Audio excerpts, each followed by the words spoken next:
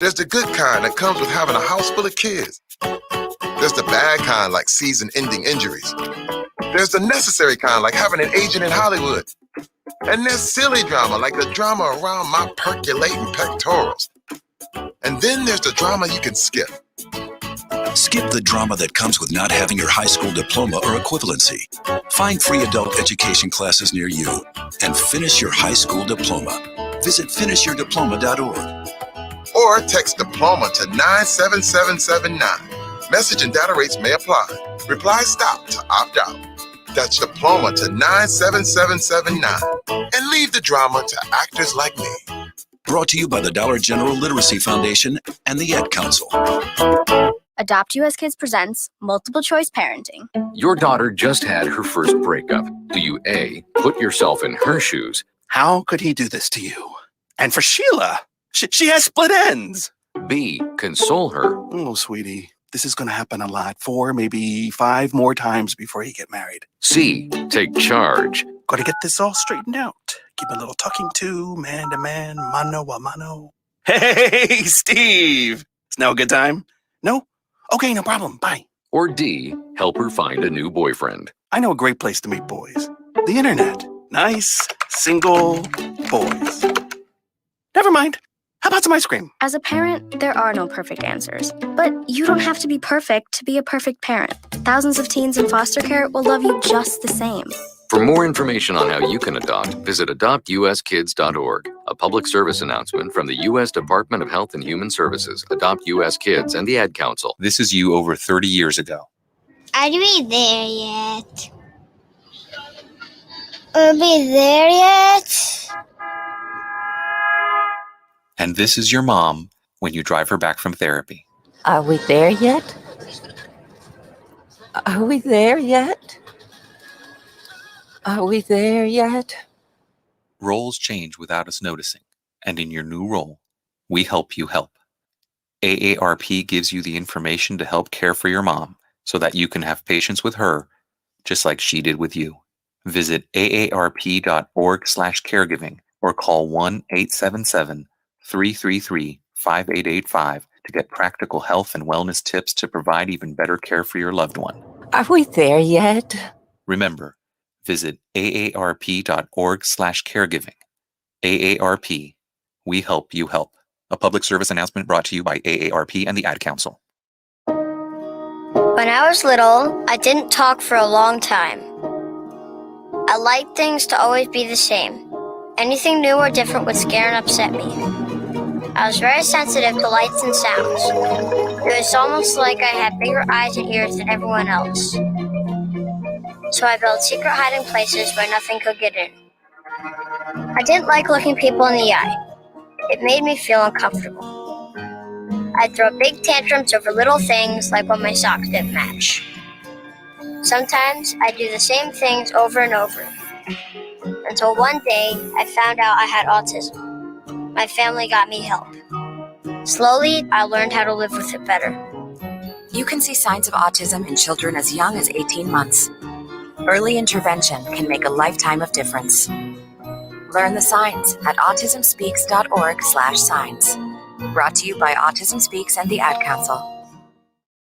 Do current market conditions have you nervous? Our experienced team of financial professionals at Heritage Harbor Financial Associates understands that no two investors are alike. We all have different goals, needs, and appetites for risk. That's why the one-size-fits-all approach does not work, especially when planning for retirement. At Heritage Harbor Financial Associates, we analyze your unique investment style so that you can work toward your individual retirement goals on your terms. Heritage Harbor Financial Associates can help you take steps to reach your retirement goals by providing a wide array of financial products to fit your needs, even for the risk adverse. Give us a call at 631-331-6599 to learn more or to set up an appointment with one of our financial professionals. You can also find us on the web at hhfa.org or on Facebook at facebook.com/hhfa.org. Our number again is 631-331-6599. That's 631-331-6599. Investments in stocks, bonds, and mutual funds and variable annuities are not FDIC insured and are subject to fluctuation in value and market risk, including loss of principal. Heritage Harbor Financial Associates offers securities through AXA Advisors, LLC, New York, New York. Member FINRA, SIPC, annuity and insurance products offered through AXA Network, LLC. Edward Lehman has been a trusted insurance advisor for over 16 years with insurance solutions for auto, home, commercial, life, and retirement. He's located at 54 Sunnyside Boulevard, Suite H in Plainview. That's just 1,000 feet south of 495. Local agent, local advice. The time to think about insurance is before you need it. So do yourself a favor, and before you pay your next insurance bill, give Ed and his team a call, 516-935-3900, or visit them online at www.allstate.com/EL. Edward H. Lehman Insurance is your trusted insurance advisor. Ranger Station, Ranger speaking. Hi, I'd like to report a bear hug. Uh-huh, okay. Well, we were building a bonfire, and I saw some, dry brush and leaves around, so, I said to move the bonfire somewhere else, and out of nowhere, Smokey Bear shows up and hugs me. So you noticed some wildfire hazards and moved your bonfire to a safer location. Yeah. Yeah, that's Smokey, all right. He likes it when people help prevent wildfires. It hits him close to home. Not everybody gets the hug, my friend. So that's pretty special to get a hug from Smokey Bear. So it was him. Hey, guys, I told you it was Smokey. Okay, well, congratulations, my friend. And thanks for calling. There are many ways to prevent a wildfire. Learn how you can do your part at SmokeyBear.com. Only you can prevent wildfires. Sponsored by the U.S. Forest Service, Ad Council, and your state forester. Hope you enjoyed your meal. And I just want to say, he's lucky to have a brother like you. Lucky? Caring for my brother is far from easy. Waking up every day, lifting him from the bed to the wheelchair to the car to get him to therapy on time, it's no small task between the doctors and the diagnosis, but nothing can disable this love. This is my big brother, my hero. He's part of me, like my arms and legs, so I'll be his. See, there's no time for tired. This starts again tomorrow. He'll be waiting for me. I wake up for him. I know he needs me, but I'm the lucky one, even though I need help now and then. If you're caring for a loved one, visit aarp.org/caregiving for care guides and community, or call 877-333-5885. Caregiving Resource Center. Support for your strength. Brought to you by AARP and the Ad Council.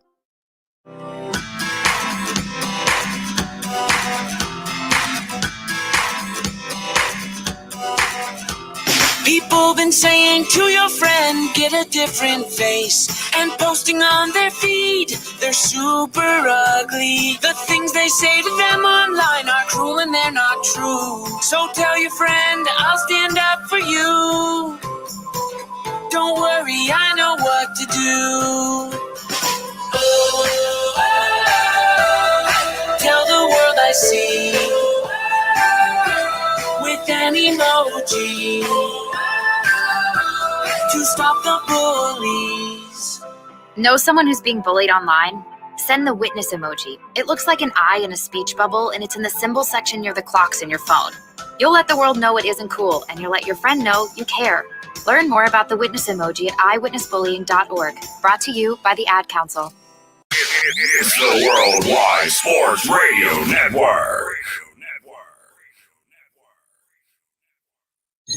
What are you talking about? No, it's not him. There's only one more. There is only one more. That's it. One more. Get a rise! No! They saw your team put up zero effort. Wake up! Remember in the old days, they used to have oxygen for them. Where's the oxygen? Play like absolute just garbage.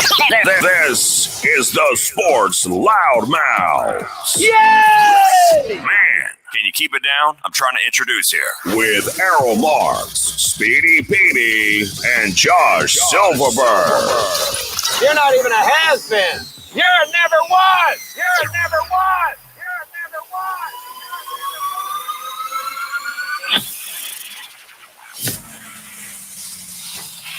And we are back, ladies and gentlemen.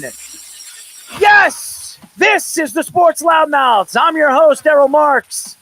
My co-host, Speedy Petey, and Joshua Silverberg. Remember, you can listen to our show every single Wednesday and Thursday at 9 p.m. And yes, now we're on iRadio USA, so you can listen to us on their network as well. If you want to go to our website, and if you should, or you push yourself to go to our website, you go to www.worldwidesportsradio.com. You can download our app by going to iOS, which is WWSRN, or you go to Android, Worldwide Sports Radio Network. Speedy, what is our numbers of the day? 631-965-4990 if you would like to call the show. Oh, Speedy, it doesn't have the voice to say that. So how are we doing today, Speedy? Are you playing with yourself? What are you doing today? Are you you're doing something? I haven't been able to quote unquote play anything so, except for our shows on our network. Oh, so there you go. So you're not having fun. You're not fiddling anything. You're not doing anything.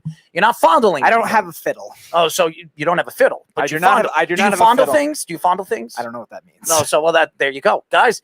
So everybody knows that Speedy doesn't know what fondling means. So there you go. I'm convinced you just made up that word. No, fondling is a word. No, we didn't make it up. Josh, how about you? How are you doing? Are you fondling anything today? I mean, I haven't really been able to fondle anything, but I know what the word fondling means. That's for sure. It's not a made-up word, Speedy. It's a real word. I know when you have the source Errol sometimes with the dirtiness. Errol admits he makes up a word every day, so I never know. I do. It is a real word. It actually exists, ladies and gentlemen. Fondling is a word, and Speedy does not know what it means. So if anybody wants to attack Speedy with any kind of words, use it in a way where he doesn't know how to judge it. There you go. So that helps you out in every kind of way. We have a great show lined up for you guys today. We're going to get into a lot of football, as we always do. At 10 p.m., we're going to have a special guest, Mark Kelly Everett. He likes to be called his full name. So Mark Kelly Everett will be joining us on our show. He's over there in Alabama. He's going to talk a little football with us. He's going to talk a little baseball with us and some hockey because he's an Islander fan. He's a big part of our network over there in Alabama. So we're going to have him on. He's working right now as we speak. And I know this is Kenny's, but Kenny cannot come on until we invite him on the show because he likes to just call the show and just get into stupid stuff. So, Kenny, I know you want to get on the show. Give me 1 second. I'll invite you on the show, and you can say whatever crazy stuff that you want to talk about. But before we do that, we have Mark coming on the show. Like I said, he's going to talk a lot of football, baseball, and hockey with us. We have a great lineup of stuff that we're going to talk about. We're going to talk about the Sam Darnold news conference yesterday, and Matt Rule said some interesting things about the quarterback position. We're going to get into that in a little while. We're also going to talk a little bit about Justin Fields' second pro day and what everybody thought of his second pro day. And what does this mean? Does San Francisco move in at number 3 now and draft Justin Fields? I'm going to give you a reason why I think they might. And also, we're going to talk a lot about baseball. There's a lot to talk about with baseball. The Yankees are not playing good baseball. The Mets don't play. So we will get into that in just a few moments as well. Hockey, basketball, LaMarcus Aldridge has decided to step down and retire because of a heart problem. We will get into that and why we think it might affect the Nets going into the playoffs because they thought LaMarcus Aldridge was going to help them as far as rebounding is concerned. So a lot to talk about. But before we get into our hot topics, let's put them on. Kenny, what's going on, bud? Can't believe PDP doesn't know what fondle means. Well, you know what fondle means? I don't want to hear it on live air, but do you know what fondle means? Yeah. Are you drinking tonight, Kenny? No, I'm on they call it wax. Oh, you're on what? You're on wax. What are you smoking over there? It's high concentrate stuff that you have to smoke with some kind of torch. Thank you. Well, thank you very much for introducing what wax is on live radio. But Kenny, thank you for getting high and interacting with us because it's now legal in New York. How are you doing? The Yankees do suck. I'm sorry? The Yankees do suck. Well, thank you. Thank you, Kenny, for giving us that information. Do you have anything? The Mets are better. Well, how do you figure they're better? Well, I looked at the standings. Oh, so because we're about 8 games into the season, looking at the standings, you think that the Mets are better than the Yankees. Is that what you're saying? At this moment. At this moment. But you just said they're better. They're better at this moment. Yeah, that's So how much wax are you smoking? looking right now, the Boston Red Sox are the best team in baseball. Yankees might be what they are, better than the Mets then. So because the Mets are 5-3 right now, and the Yankees are 6-7, the Mets are better because Kenny says so. Is that what we're saying? Let's just lock it. Let's just have the Red Sox and the Astros just play the ALCS right now. And I'm just saying one's better than the other right now. That's all. So before we get off the phone with Kenny, because he's smoking his wax and he knows what fondling means. Okay. All right. So he knows what fondling means. So that's good. At least something is moving in the right direction here. You think that the Mets are better than the Yankees because they're 5-3 and the Yankees are 6-7. Have we lost anything? Is Eli Manning coming back from retirement or what? No, I'm saying that's the way it is right now. It could change soon. That's all. No, thank you, Kenny. I really appreciate the phone call. The call. Mets are overall better. Probably not. Well, thank you, Kenny. You are a wonderful man. Thank you for smoking your wax and calling the show and giving us this great information. So everybody that wants to know, you want information from Kenny, you want to know if the Mets are better than the Yankees, and you want to know what kind of wax to smoke, call Kenny. I kill Kenny. How's that? What's your opinion? Well, thank you, Kenny. Kenny, thank you for On calling, the bud. Mets and the Yankees. Thanks, Kenny, for calling, my friend. You're not going to give your opinion? What do I think about the Yankees and the Mets? I don't know what to expect with the Yankees and Mets. If you want to know what my full opinion, the Yankees are a better all-around team than the Mets. That's my opinion. But I agree with that. But right now, the Mets are, by the little bit of games that they're playing, they have a better record than the Yankees. Does that mean that they're better? No. So I don't know who's better. We don't know what to expect. But Kenny, thank you for calling, bud. All right. Kenny, ladies and gentlemen, the wonder boy of them all. He knows what fondling means, and he loves to smoke his wax. So there you go. You know, he brought up the waxing. It's interesting because with wrestling, I think I've told you about the show, Arrow, Dark Side of the Ring. The wrestler New Jack in ECW, he used to smoke, it was this guy Mustafa. He used to smoke pencil shavings. Well, how wonderful. Well, so we got people that smoke pencil shavings. We have him smoking wax, and who knows what else he's smoking over there. And there we go. It's just moving in the right direction.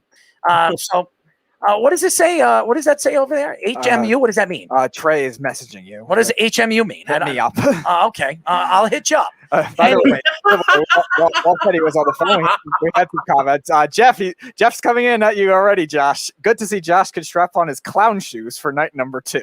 Oh, listen, dude. Always, dude. I got him on nice and tight tonight. I'm ready to go. Speedy, before you laugh, read it off so we can understand what you're reading. Jeff also says if dementia was a person, it would be Kenny. Snug says, please give Kenny a show on the network. Oh, yes. Yeah. And Jeff also says a show featuring Kenny and Josh would be electric. Kenny says they also have CBD wax. Oh, how wonderful. There you go. And Snug says, is it possible that Miami Heat can round out the show? Yes, that would be a cool throwback for that. And then Anthony Carragher says dog coin to the moon, which means if anybody plays cryptos or anybody plays the stock market, Dogecoin went actually sky high today. A lot of people made a lot of money on the crypto. But Carl says 5 minutes into we are smoking pencil shavings, waxing, and fondling each other. See, there you go. What a wonderful sports radio show. That's right. We're moving in the right direction. Fondling and smoking wax and maybe pencil shavings. Anyways, the first story I want to get into is the whole Sam Darnold thing. And we've been talking about Sam Darnold. When we heard Sam Darnold was getting traded to the Carolina Panthers, we played the video, and it looked like he was very, very happy. But there was some very interesting things that he said at his news conference yesterday, being introduced as the Carolina Panther quarterback. And Speedy, do you have a little bit of the recording on that? No, I don't. Oh, well, thank you, Speedy. You really helped us out. But that's my producer, ladies and gentlemen. So just so you want to know, if you ever need a producer, just ask this guy to get some videos for you. Anyways, a lot of things that he said in the video, which I wanted Speedy to play, and maybe you should look it up, was he really got into the effect on being traded from the Jets. And a lot of the press guys and press ladies that asked him the questions, and they kept going back to the question, were you upset when the Jets decided to move you? And he said, I wasn't happy. And I thought that I was going to play for this team for 20 years. And I thought that this team was going to move forward with me.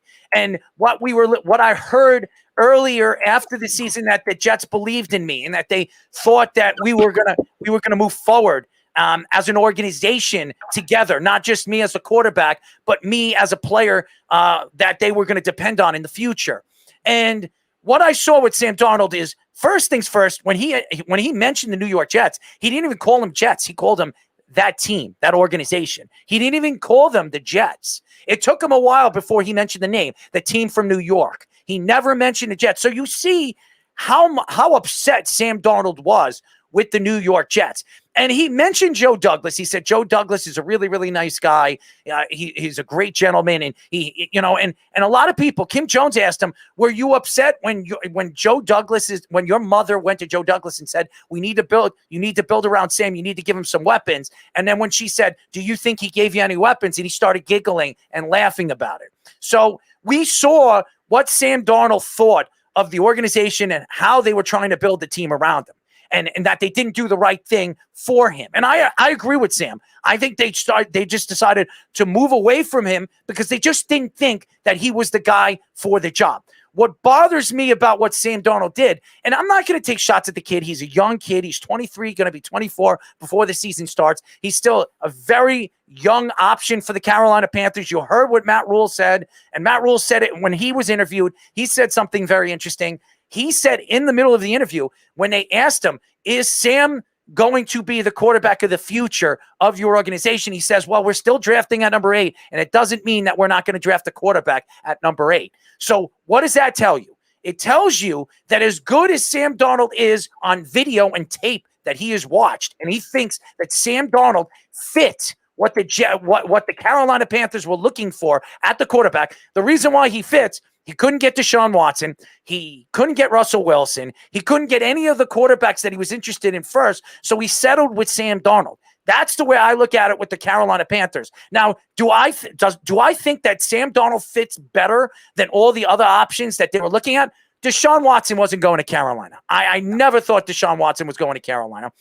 Russell Wilson, there was no stories coming out that he was going or he had any interest to go to Carolina. So the only thing that I saw, the only approach that the Carolina Panthers had if they were looking to get a young veteran quarterback was Sam Darnold. Now, I'm watching and I'm reading what people are saying. Speedy, what are they saying right now? Jeff is saying Darnold going to the Hall of Fame now that he's not a Jet. And if the New York Jets were real jets, they'd be the Boeing 737 MAX that would crash immediately upon taking off. And I know a lot of people, and a lot of things that Sam said in that press conference, which I'm still asking Speedy to bring up, but he's not doing it. Are you going to bring it up or what? Well, I don't know. I don't want to play any advertisements. Just bring it up. I'm trying to play a part of the interview. I want to get the interview up so people can hear. You go to the middle of the thing because he made some great points about where he is as a quarterback and where he thinks going to the Carolina Panthers and with the weapons that they have over there and all, with Christian McCaffrey over there and some of the wide receivers. He even mentioned Robbie Anderson and Robbie Anderson was the first person to reach out to him and congratulate him on coming to the Carolina Panthers and that Charlotte is a beautiful place. And when you get a chance to check out Charlotte, it would feel like home. It will feel like you were in California where he is in Orange County or any of the places that even New York and where he was in New Jersey. It was very interesting. But do you have a video? Play a little piece of it. Here we go. Sam Darnold at his press conference. Gotten to know Robbie a little bit. He has a way with words. What was the first thing he said to you when he found out?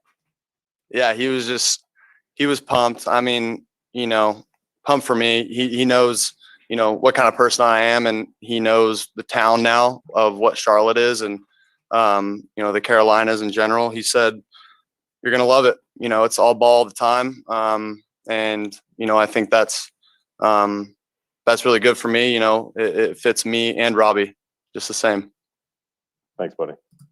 And you just heard it right there. You heard what Sam Darnold said. He said that when he was talking about Charlotte, he's going to love it. It's all about football. And that's all Sam Darnold always thinks about is football. And he also mentioned that when he walked through Carolina's doors and through the forum and everything, and he got a chance to look at all the stuff in the hallways and everything, he said that everything in Carolina, when it comes to the Carolina Panthers, is about football. And he was really throwing strikes at the New York Jets, or throwing whatever curveballs at the New York Jets, because he pretty much said that everything that they talk about, everything that organization, when he walked through that doors, when he talked to Matt Rule, when he talked to some of the players, it was all about what the football team could do for himself and what he could do for the fans and this whole city. So that is so interesting, because when you look at the New York Jets, Josh, and you look at where they are as an organization and what the Jets need to do to really fix what people think of them as an organization, throwing away from a 23-year-old quarterback who's really not throwing them under the bus, but he's throwing curveballs and trying to explain to you that the Jets organization don't have their heads in the right situation. He's throwing them curveballs, like you said, in an underlining way where, again, you mentioned it during the press conference. It took him a while to mention even the name of the New York Jets. And listen, 5 minutes. It took him 5 minutes to say the name. We've talked about this on our other show with the Weekend Crunch too. We've gone nonstop back and forth between Arrow and myself. I've gone in Speedy as well, where he did get a raw deal here in New York. He really did. And I just want to say this really quick. I wish nothing but the best for Sam. He seems like a really great kid. He loves the game of football. It just didn't work out for him here. That's not all his fault. Of course, it's not. They gave him a raw deal. They gave him no talent around him, no offensive line, no weapons to build around. I think he's butthurt a little bit by it because of how they treated him on the way out, and he's realizing, and then even at the end of the press conference too, they asked him, what can you tell the new quarterback that's coming into the situation of being the Jets quarterback? And he joked around. He says, don't listen to the media. Haha, I'm just kidding. It's stuff like that you could see where he kind of takes a dig at them, but not directly with their name involved in it. But he is taking a shot at them, basically saying, you guys kicked me out the door. I'm going to prove you guys wrong, that I'm going to show what I am as a talent. Now, Matt Rule, I think it's interesting in what he's doing, saying that they don't know what they're going to do with the 8th overall pick, because, look, we heard Cliff Kingsbury say when he got hired by the Arizona Cardinals, Josh Rosen is our quarterback, period, end of discussion, and then they went up to get Kyler Murray. So it's, how would Sam feel if they took, say, a Justin Fields fell to them at 8, or, I don't know, Trey Lance is there, or something like Mac Jones, somebody like that is there, and the Panthers take him. How is Sam going to feel at that moment? You thought he was replaced with the Jets. He goes to this new team, and this new team's already taking a new quarterback. How is he going to feel at that point? So basically, I think Matt Rule wants him to earn the spot. He has talent around him. I don't know if there's going to be enough. They have, obviously, McCaffrey is one of the best running backs in the game. You have Robbie Anderson, who he's comfortable with. There's just a couple of great wide receivers. It's not just one. No, it's not just one. There are a couple of them, of course. There are. And they have a lot more talented wide receivers than the Jets did. That's for sure. I mean, considering what he had to work with. I mean, Vincent Smith and all these guys, he doesn't have to work with them anymore. Practice squad guys, for sure. Doing that laugh. It's a terrible laugh. Who was the kid from, remember the one everybody was building up? The tall kid the Jets drafted from, he was undrafted from Georgia, the wide receiver that they brought in and he got hurt. Lawrence Cager. That was the one. And yeah, that was one of the Weapons Hot favorites, I remember. Yeah, I mean, it was great player.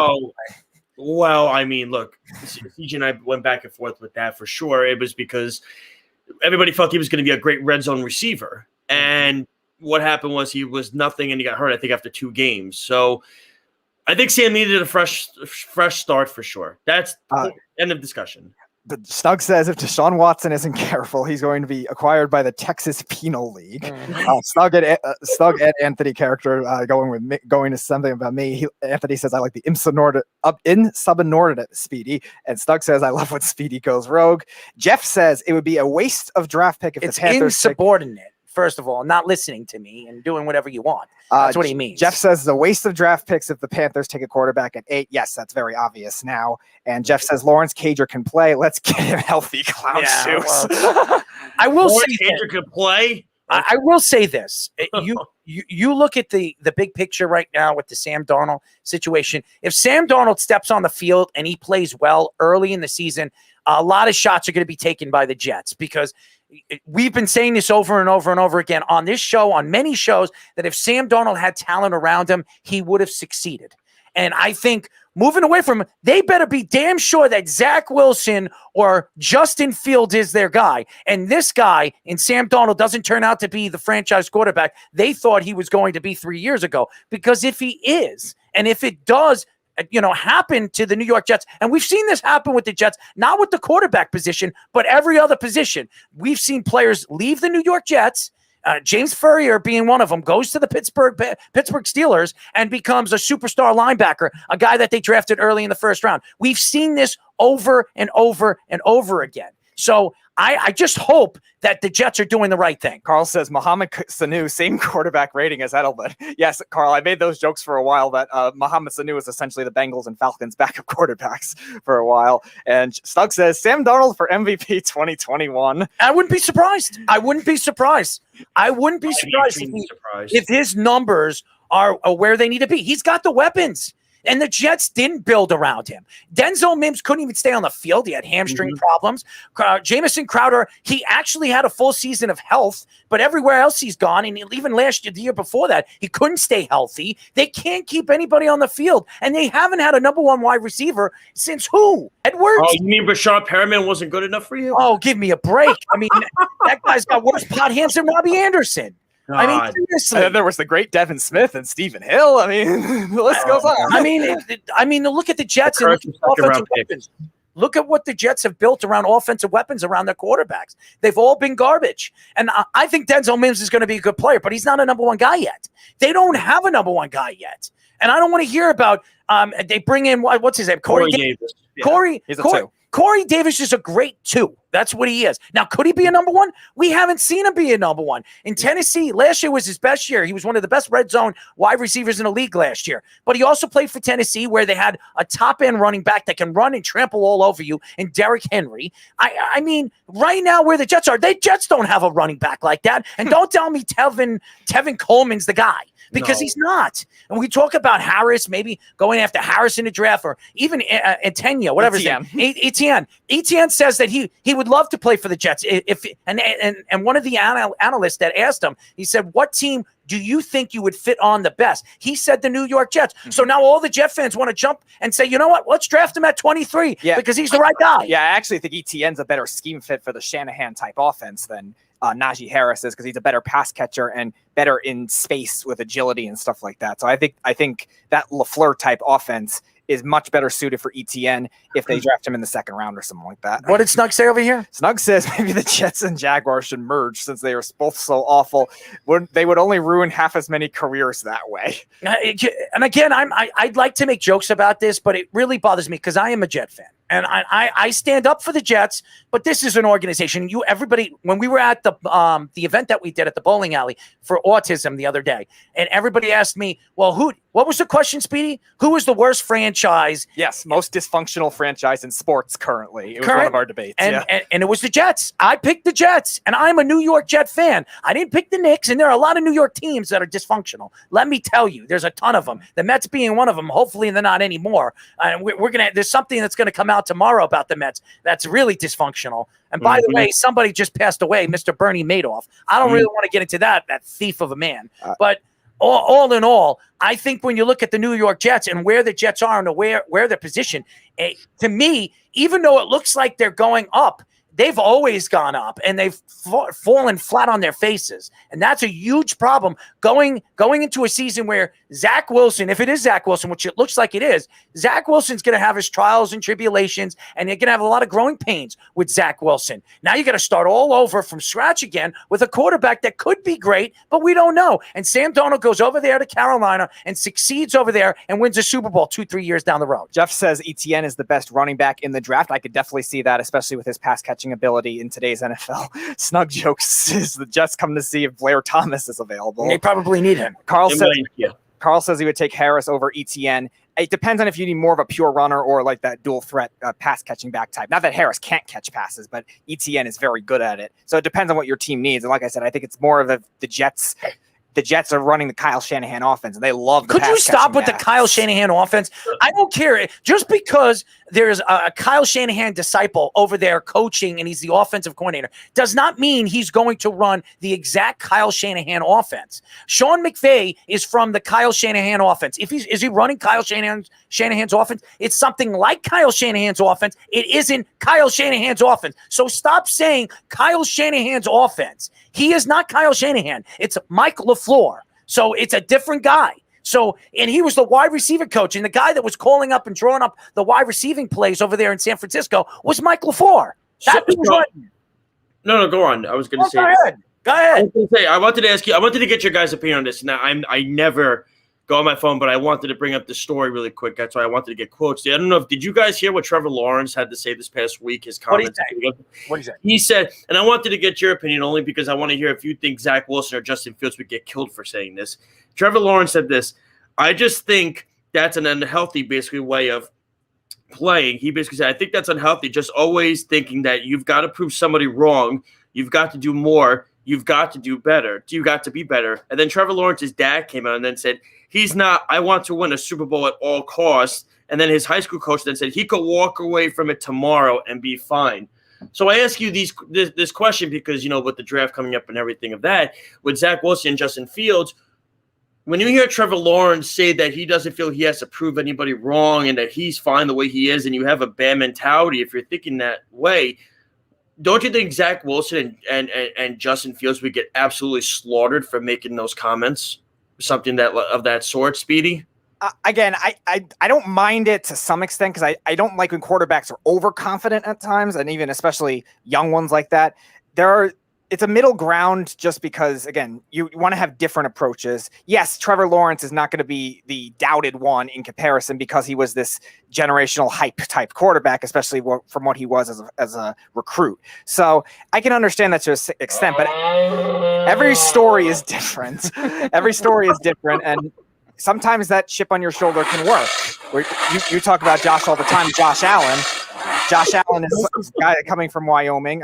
Obviously, a lot of FCS schools, small school guys are going to have that more. And again, Zach Wilson coming from BYU, everyone says, oh, he didn't play anybody, stuff like that. So, yeah, of course, you're going to have the chip on your shoulder. But again, Trevor Lawrence is now still being thought of as the number one guy. But again, there are going to be still some guys doubting him. So I'm kind of in between on that, a middle ground type thing. I don't mind him saying some things, but again, at the same time, again, you still want to have some confidence. It worries me when a quarterback comes out and says, well, he can lead. It's something his coach or his high school coach said it. High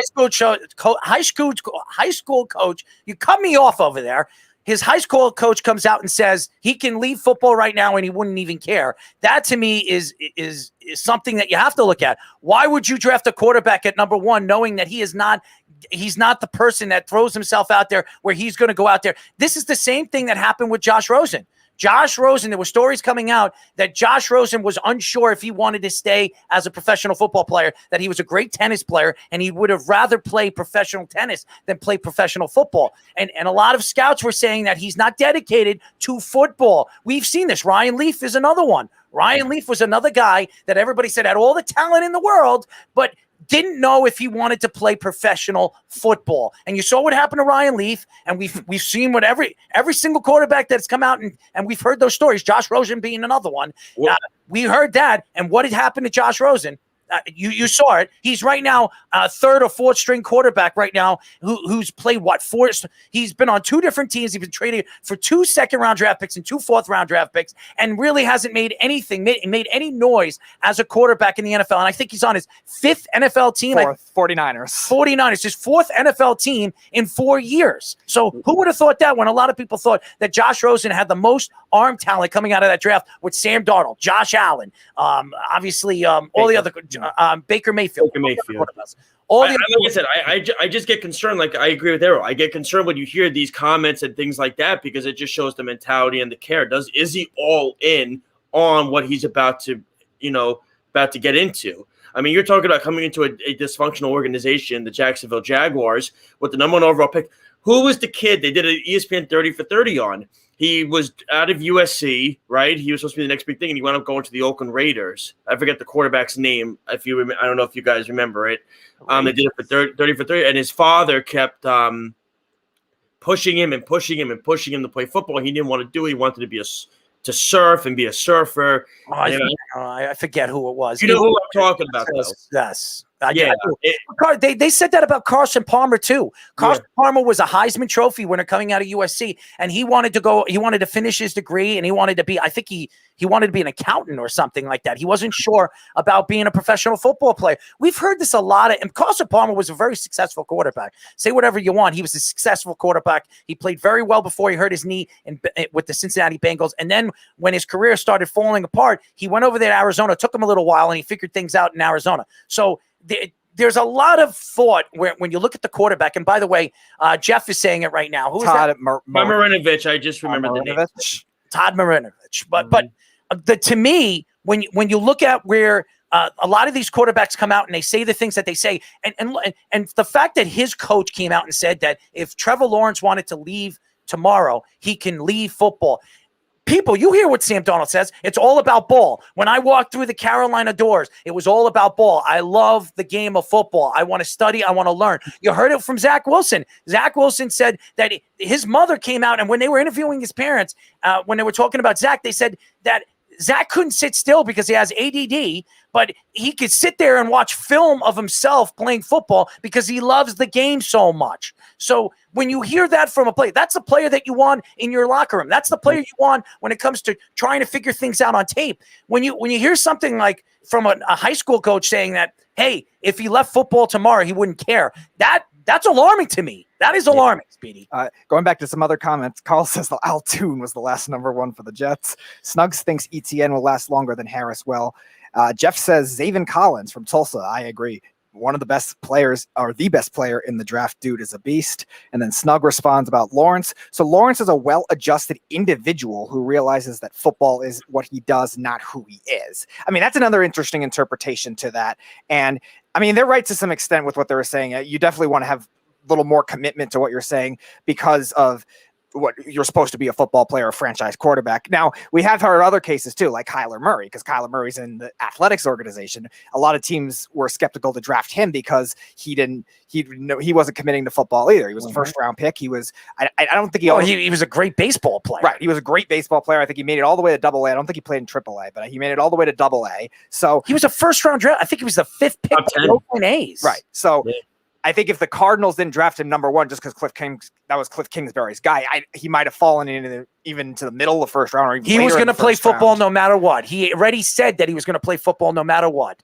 Even if he wasn't the #1 pick, he was going to be a starting quarterback in the NFL. That was his dream. That's what he decided. I was very surprised, and he actually gave back the money to the Oakland Athletics. Right. I think it was like $3 or $4 million, which he got a huge signing. Yeah, it was bonus. the highest. It was the highest signing contract for a rookie for anybody. So I think it's very unique when a coach, a high school coach, says that, and then you look at somebody like Trevor Lawrence.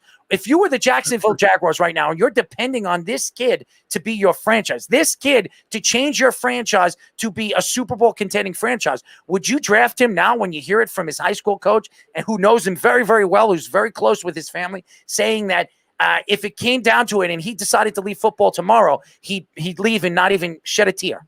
That's alarming. Yeah, it's even the mentality of winning. It's even the mentality of the fact that he's even saying that I don't have to go out of my way to prove anything to anybody. Like, I mean, to me, you have done nothing. What did you do? But that's the thing. What if he struggles and the media starts heckling him? I mean, what's he going to say? And the fans start bothering him. What's he going to say? It is what it is. Like, I'm okay with how I am. Like, that's not the mentality of an athlete. You can't go in with that mindset. If you do, you're set up to fail. So to me, he has to change his ways with that sort of thinking. Jeff says Kyler played baseball or football because there's a quicker path to a big payday. Yes, you get paid like a first-round pick. Absolutely. And that was my argument a while ago. I forget who it was with when they were just trying to figure out he was still in a dilemma. Did he want to play football? Did he want to play baseball at the time? I think 3 years ago. And I was saying, you're not going to get paid like that in the minor leagues with football, especially quarterback contracts. You drafted as early as you were, and obviously he's the #1 pick. Yeah, you're going to get paid a lot of money right away. And even if it doesn't work out in those 4 years, which that's not going to happen with Kyler Murray, he's doing phenomenal. But no, he's playing good, but he's also a small guy, and all he has to do is hurt his knee, and he could say, you know what? Point, yeah. I don't want to play football anymore. I'm going to go play baseball, and I'm sure there'll be teams lining up, especially a star athlete as good as Kyler Murray, as fast as hell. And even if he hurts his knee, he can still run on the bases. He's not going to be tackled a million times in a game. So I just think it's very, very unique when we look at the quarterback position. And speaking of quarterbacks, Justin Fields the other day had his second pro day. And it's so unique. It's so interesting when you talk about, we were listening, and I was actually out to dinner with my friend Eric, and we had Josh on the phone, and it was, he was so worried that the Jets were going, Joe Douglas, Mike LaFleur, and obviously Robert Saleh were going to the second pro day, which I said, even if they go to the second pro day, they're going to go there, they're drafting Zach Wilson. And he says, I don't know. I heard stories. There were stories coming out here in New York that Zach Wilson and his family were actually here looking at apartments and looking at houses in New Jersey. So I don't know how much that's true or how it's false, but I think the Jets already have plans to draft Zach Wilson. Unless Zach Wilson goes to number one, I don't think that's happening. Trevor Lawrence is going one. So to me, I think it's very unique because now I watched bits and pieces of Justin Fields' second pro day, and you saw a lot of Kyle Shanahan standing right next to him, giggling with him, talking, chatting with him. And it's so unique because everybody was talking. It's a foregone conclusion that Mac Jones is going to be drafted by the San Francisco 49ers. That's why they moved up, or it was Trey Lance. Now with what we saw in those videos and really the smirks and the laugh and by the way, they interviewed Kyle Shanahan after the pro day, and he said he saw more things in person than he saw on tape of Justin Fields, what he wanted to see and make every single throw that he wanted him to throw. What that tells me right now is there's a dilemma here because San Francisco has the opportunity to draft Mac Jones, who a lot of people think that they traded up for, but then Trey Lance had a great pro day. He looked fantastic. But now you're hearing that Justin Fields, if he falls to 4, that the New England Patriots could move up and snag him at number 4, which quite possibly could happen. I wouldn't be surprised if New England, if he falls to 4, that the Falcons will trade up with the New England Patriots to 4. And that could cause a huge stir, not only in the AFC, but the AFC East. And really where these quarterbacks fall if Mac Jones goes 3 and Justin Fields goes 4. So it's very unique. And I'm very surprised when you heard some of the different analysts come out after the pro day, the second pro day, saying that they're starting to swing that Kyle Shanahan's going to draft Justin Fields. Which is what they should do. Jeff also says the same rumor, Justin Fields to the Pats at number 4. Book it. Deal with the Falcons coming. Well, you got to hope the 49ers don't draft him then.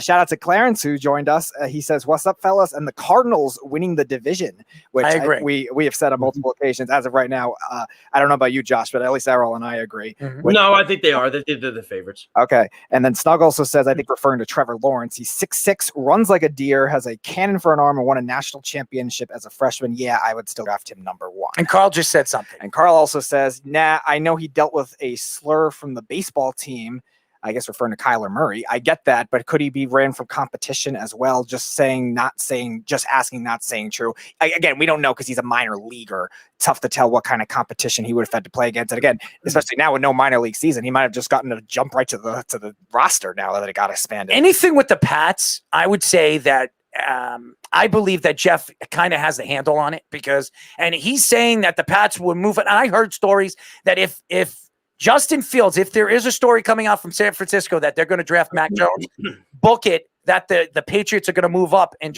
go to 4 with the Falcons and draft Justin Fields. I say book it too. And I trust that Jeff knows a little bit more inside stuff with the Patriots than any of us because he has an inside source over there. So Josh, I mean, this story that you heard, Justin Fields, Kyle Shanahan, what are your thoughts to this? Well, I mean, I'm hearing the same thing now. Now you're hearing all people are saying that there is a dilemma are they now all in on Justin Fields after the second pro day?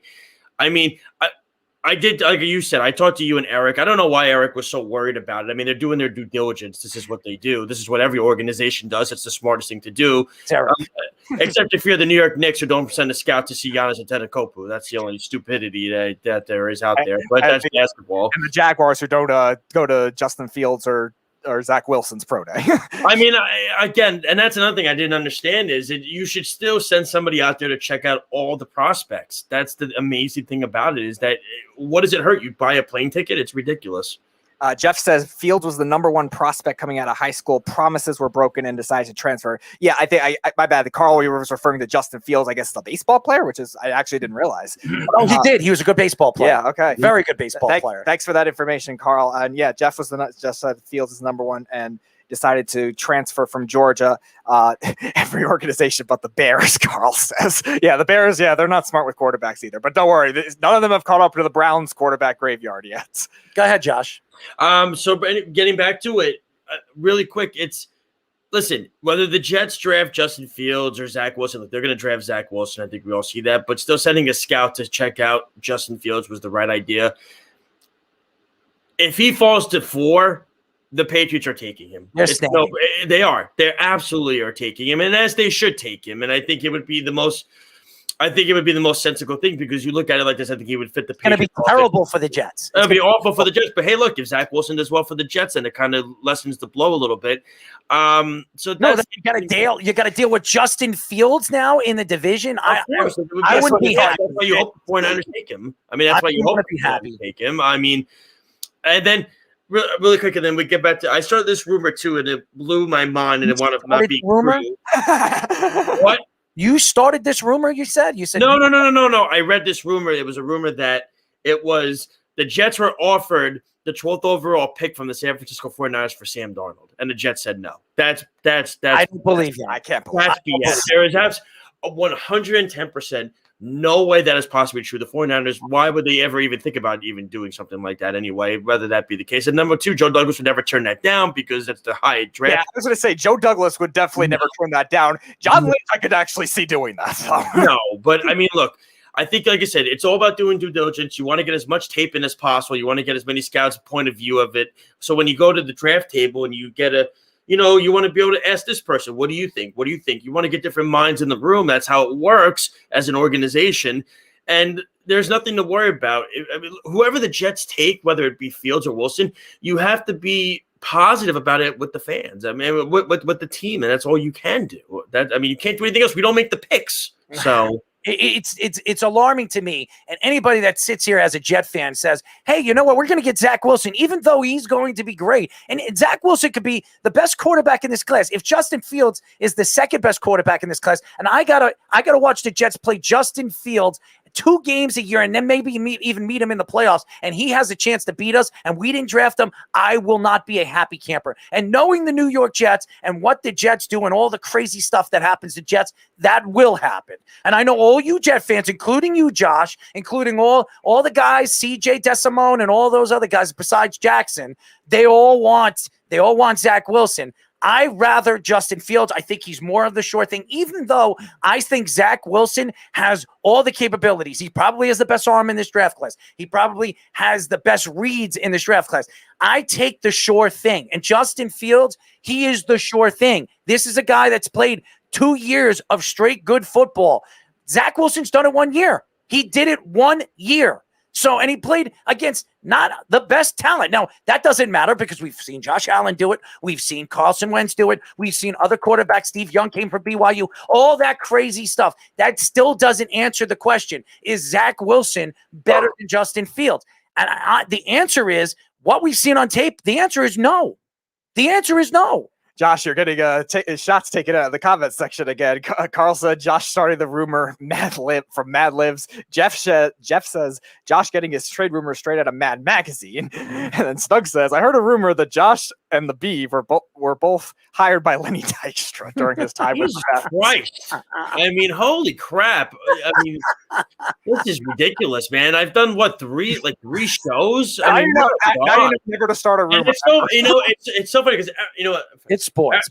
It's sport, and it's funny because Arrow and I, we were talking about this before, earlier in the day today, and to me, it's interesting when you do, whether it's radio or broadcast or anything like that, you have to have such a thick skin because there's going to be people that like you and people that don't like you. So to me, I welcome it because guess what? It gets people a reaction. So if you think my stuff that I say is outlandish, well, kudos to you. I'm getting a reaction out of it, so I can give a crap. I mean, that's your opinion, and I got my opinion, so you can kiss my ass. Jeff says you just started the show. It's 3 shows too many. Listen, 3 shows too many. And how many has he been on? Oh, God. Oh, I don't know. Jeff's called a lot of shows. But I still have to catch up. It is all right. All right. It is confusing when you think about the position where all these teams are, especially the AFC East, which I think is one of the best divisions going into this season. When you talk about the Jets getting better, Buffalo is still going to be a favorite, everybody's favorite, as last year was everybody's favorite, especially on the NFL Network. The NFL Network, Buffalo Bills. Absolutely. To the Super Bowl. Miami, they got worse this offseason, believe it or not. They lost a couple of good defensive players. They did add some players that a lot of people liked, and they have a slew of draft picks, as you know, getting it from San Francisco and the players that in the draft stock that they had over the last couple of years. I think that Justin Fields going to the Patriots is not a good sign. I don't care how good the Jets are in the next 2 or 3 years or how good the players they bring from the draft. To lose a player like Justin Fields because you decided you're hypnotizing yourself and saying, you know what, Sam Darnold's not the guy. Justin Fields isn't the guy, even though a lot of people thought that Sam Darnold at one point, everybody wanted to suck for Sam. The Jets sucked for Sam. They still couldn't get Sam because the Browns made a mistake and decided to go at Baker, which it doesn't look like much of a mistake right now because Baker took them to the playoffs, and Sam Darnold hasn't won more than 13 games. But if Sam Darnold was on that Browns team would be so much better. I think they would be way better. But that was still pretty sad in itself. Possibly. What is Snug and Jeff saying? Jeff says Josh gives us a reaction, and the reaction is diarrhea. And then Snug says, "Please." I had that earlier today, actually. Speaking about Julian Edelman's Burger Show. Snug says, please start broadcasting the pre-show meeting, including the wax-smoking underwear check at Rumor Mill. And Carl says, yes, the production meeting where Speedy doesn't pull stock audio from and video from Vinny from Jersey Shore makes some rumors. I'm waiting for shots at Arrow, man. Trust me. Trust me. There will be shots at me. I don't know why you want to bring it out. In this show, and you've never been a part of Below the Mic or Down to the Wire or any of the shows that me and Mikey C were on. I always got shot. Listen, you need thick skin. If you don't have thick skin, then you don't belong on this show. I remember what Jeff did to me for the first 4 or 5 months that I was there. I mean, it's true. Listen, it's true. And you know what? I get on all the shows between this show. I mean, even Off the Mat, when I do Off the Mat with the wrestling show with Alex and Lyle, I get comments all the time, you know, how my stuff is outlandish, everything like that. But you know what the point of it is?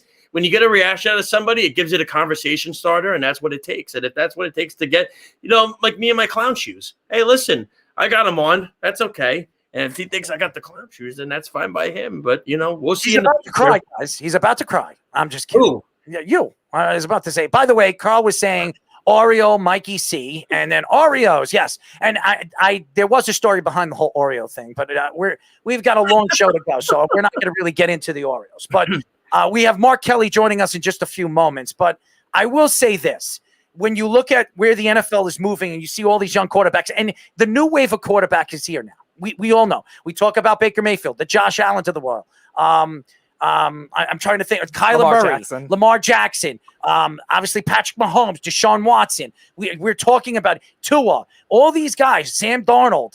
We're talking about the new wave. Remember the wave that came out with the Eli Mannings, the Peyton Mannings, the Tom Brady's. Tom Brady's still there, but all of them are gone. You talk about all the different quarterbacks that have been in and gone. Now you talk about the new wave of quarterback and who is the next guy up in front. Everybody says Patrick Mahomes. Patrick Mahomes can break his hip and he could be done with his career. And Patrick Mahomes is also playing under Andy Reid, one of the best offensive minds in the NFL. You're talking about Sam Darnold. He was under the worst offensive mind in NFL history.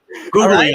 I mean, seriously. And then you look at the situation of where the Jets are right now. They have a rookie coach that obviously he brought in an offensive coordinator who's never been an offensive coordinator. Everybody says he's the next big thing since sliced bread. That doesn't mean that he's going to be. And you talk about the Patriots, say whatever you want. Josh McDaniels, as an offensive coordinator, has been successful. He's won Super Bowls as an offensive coordinator. He has. And none of these guys, no offense to even Robert Saleh, even as a defensive coordinator, did he win a Super Bowl? No. And that's the thing. We talk about wins, championships, and wins. If you want to say and you want to compare and contrast, the Jets are fighting and trying to win a championship. The Patriots have won 6. Snug says, well, all we know is that Earl color codes by his mood by hat color. When he wears the black hat, it is a skull and crossbones screaming Speedy beware. Thank you. I appreciate it. But I just, it's like turmoil for the Jets. They're damned if they do, and they're damned if they don't. And that as a Jet fan, that's all you have to say as a Jet fan. You just never know what the Jets are going to do. What stupid move are the Jets going to make that's going to set this team back? It hasn't happened yet, but will it? That's the question. And Zach Wilson going at number 2, they better be damn sure that he is the guy. Because if he isn't, you just lost yourself not 1, not 2, not 3, but 4 quarterbacks that could have been a franchise quarterback. Really quick, before we get to it, really quick, I will be happy with whoever, whether it's Fields or Wilson. Whether it's one of the two, I like both of them. If they draft, I'm fine with it. You wanted Zach Wilson. Yeah, no, but if they draft Fields, I'm not going to be upset about it. Carl says Errol has been sleeveless for a week, and Jeff says Errol's had on the same outfit as last night. Do you even shower, bro? Stuck says, does he own sleeves? Actually, this is a different outfit, my friend. This is another vest. I have a bunch of them. So just so you know, this is a money exchange. So just to let you know, Jeff. A money exchange one. Yesterday I was wearing an express one. So hold on. Wait a minute. Yes, I do. So thank you. Looks like Mark got a whole wardrobe. But let's go to a quick break. We're going to go to a minute break. When we come back, Mark Everett Kelly here on the great and powerful Sports Loudmouths. Oh, my God. It's the Worldwide Sports Radio Network. Do current market conditions have you nervous? Our experienced team of financial professionals at Heritage Harbor Financial Associates understands that no two investors are alike. We all have different goals, needs, and appetites for risk. That's why the one-size-fits-all approach does not work, especially when planning for retirement. At Heritage Harbor Financial Associates, we analyze your unique investment style so that you can work toward your individual retirement goals on your terms. Heritage Harbor Financial Associates can help you take steps to reach your retirement goals by providing a wide array of financial products to fit your needs, even for the risk adverse. Give us a call at 631-331-6599 to learn more or to set up an appointment with one of our financial professionals. You can also find us on the web at hhfa.org or on Facebook at facebook.com/hhfa.org. Our number again is 631-331-6599. That's 631-331-6599. Investments in stock, bonds, and mutual funds and variable annuities are not FDIC insured and are subject to fluctuation in value and market risk, including loss of principal. Heritage Harbor Financial Associates offers securities through AXA Advisors LLC, New York, New York. Member FINRA, SIPC. Annuity and insurance products offered through AXA Network LLC. You're listening to the Worldwide Sports Radio Network. This is the Sports Loudmouths. Rock, rock, rock. What your baby wants? Ha, ha. What Speedy wants? Yeah. DMX, ladies and gentlemen. May he rest in peace. 50 years old, drug overdose, fell into a coma. Want to give a shout out to DMX's family. He will be lost and he will be missed. He will be lost, that's for sure. But sad story. A lot of crazy things happening in the world, and it's a shame. It really is. Remember, ladies and gentlemen, you can call us at 631-965-4990. You can go to our website at www.worldwidesportsradio.com. Download our app on iOS, which is WWSRN, or Android, Worldwide Sports Radio Network. And guys, we are on iRadio USA now. Go and check us out. It's a great network. It's all over the country. They got networks all over for iRadio USA. One just opened up today in San Francisco, and we are the voice of sports on iRadio USA. So I'm very excited about that. And we are the one and only sports show which is played on their network live Monday through Friday. So this is great. We're very excited to be a part of that network. Anyways, we have our guest, very good friend of mine, a brother to me, and a guy analytically I can match out with Speedy Petey, and that is Mark Everett Kelly. What's going on, Mark? Hey guys, how you doing? Thank you for the wonderful compliments, Errol. Well, I can't give Josh any compliments because everybody hates him. So yeah, everybody hates me, Mark. That's really what it comes down to. I'm enemy number one. He's one of the worst enemies on our show. So they're on their worker. On that note, it's nice to meet you, Josh. You as well, Mark. A pleasure. Well, Mark, we were just talking about Sam Darnold. We were talking about what the Jets decided to do walking away. I know you and me agreed that the Jets should have kept Sam Darnold and built around Sam. The Jets went another path. Did you hear the press conference that Sam Darnold had the other day? I did not. Well, Sam Darnold said some very, very intriguing and interesting things that threw me off and threw a curveball because I didn't think Sam had it in him. Even though he didn't say it in a bad way, he threw it in a way where he's taking shots at the Jets organization. 5 minutes into the show, 5 minutes into the interview, he never mentioned the team. He called them a team. He said the other organization. He never said the Jets, and he called them New York too. He never even said the Jets. It took him a little while to figure that out, or just really to spit it out. So a lot of things that he said, but the one thing that really threw me off is he said when he walked through the Carolina Panthers doors, it was all about football. And he said, and one of the analysts asked him, wasn't it like that with the Jets? He said, there were some points that I would think that and some points that I would think that it wasn't. So what are your thoughts to Sam Darnold's approach on taking slow shots, but change-up shots at the New York Jets? Well, look, I think that you have a young quarterback that really was thrown under the bus here. Everything that the Jets didn't do was almost like placed on his lap, like it was his fault. He was the reason for all the debauchery that's gone on there. And until we've had the latest, GM, head coach type of marriage with Salah, I think that they just had a bunch of turnover, and with Douglas there now, he started a couple of years ago, but even when he came in, that was done backwards because he got hired after the draft. Like, why would you do that? It just screams of unprofessional, and I think that's pretty much what Darnold was saying. And you and I know that watching this team. I mean, I've been a Jet fan. I've watched them pretty much consistently since the mid 80s, and it's been nothing but chaos, and there's been no consistency. There's been no set, well, this is the way we draft. This is what we look for overall, like the Steelers do, or like the Patriots have done under Belichick, or even like the Chiefs have done under Andy Reid. The Jets never had that. They're starting to develop that now with Douglas a little bit, but I think it's really unfair. Darnold was put in a bad position. He didn't stay healthy. That's probably the worst thing you could say about him. But even, if you're working under Adam Gase, Adam Gase is not a very good offensive coordinator to be nice. I could say a lot of worse things about him. But he was put and given just about everything against him. So I would be really bitter if I was him. And he's right to reference them and to have this anger issue with the Jets because they never gave him anything really to work with. And then they threw him under the bus. Shout out to Ray Mallard. Fields should be the pick, but they will make mistake and take Wilson. Jeff says Mark and Josh on the same show is like being diagnosed with whatever that is, and gonorrhea, syphilis, and gonorrhea. And then Carl wishes you prayers. 10 years since major Bama tornadoes. Rest in peace and to the lives lost. And Mark, obviously hoping you're staying safe as well. Thank you. Yeah.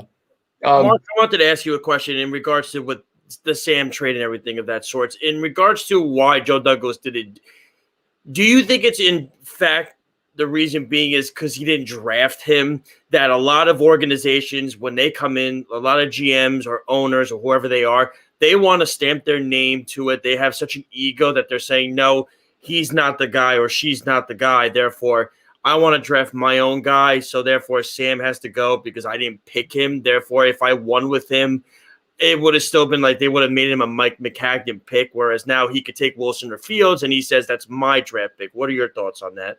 Yeah, you asking me, Errol?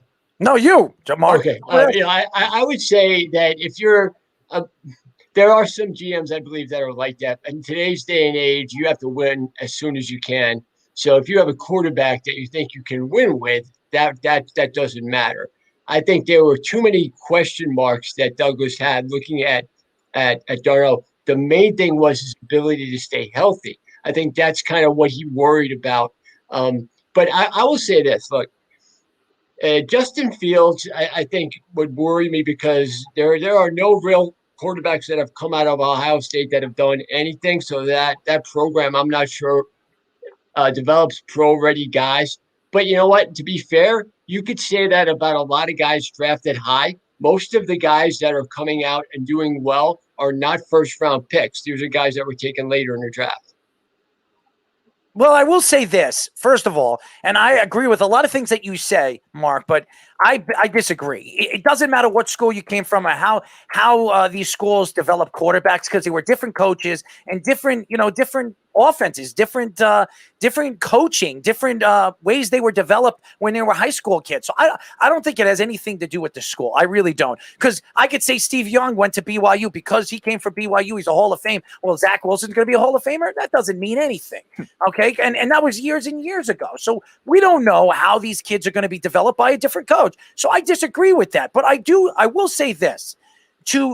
With all these quarterbacks, you're taking a shot. Trevor Lawrence, what has he done since his freshman year winning a championship? He's done nothing. He never won a Heisman, never did. He never won a national championship again. The year after, he went to play LSU, and LSU wiped the floor with him. So, and then last year, he lost against Justin Fields. And the ball game before that, the year before to get into that championship game against LSU, he had to play Justin Fields, and Justin Fields outplayed him. So again, Mark, you look at Trevor Lawrence, which you absolutely love. You told I don't. I really don't like Trevor Lawrence. I thought you loved him. I thought you loved him. No, I wouldn't have taken him. I thought if the Jets had the first pick that they should have traded it. You said that you loved him. No, I didn't like him because he was in the ACC, so I didn't think the competition was strong enough. But I didn't dislike him. I just don't think he's going to be the be-all and end-all. Who's the best quarterback in this class? Okay, the best quarterback. Look, you guys are going to laugh because you can say I'm a homer, but I think it's Mac Jones. Mac Jones. Wow. Come on. Why do you think that? Because he's Alabama. Because he's Alabama. I know that. I know that's what you're going to say. And the one thing that makes me uncomfortable with that is that he's not going to have the athletes that he had at Alabama. He's not going to have the time to pass that he had at Alabama. So he had everything you could ask for to work with. Okay. But he did win. And he did, complete 77% of his passes, and he did throw for 4,500 yards, and he had 41 touchdowns and 4 interceptions this year. And he's very tough. When he had to answer the bell against a couple years ago against Auburn, he threw those 2 pick sixes. He came right back. It wasn't really his fault that he lost that game, even though he did kind of hand them 2 touchdowns. When you score 45 points against that Auburn defense, which helped that same LSU team to only 23 points. I think he really came of age. He had great wide receivers. He had a great coaching staff.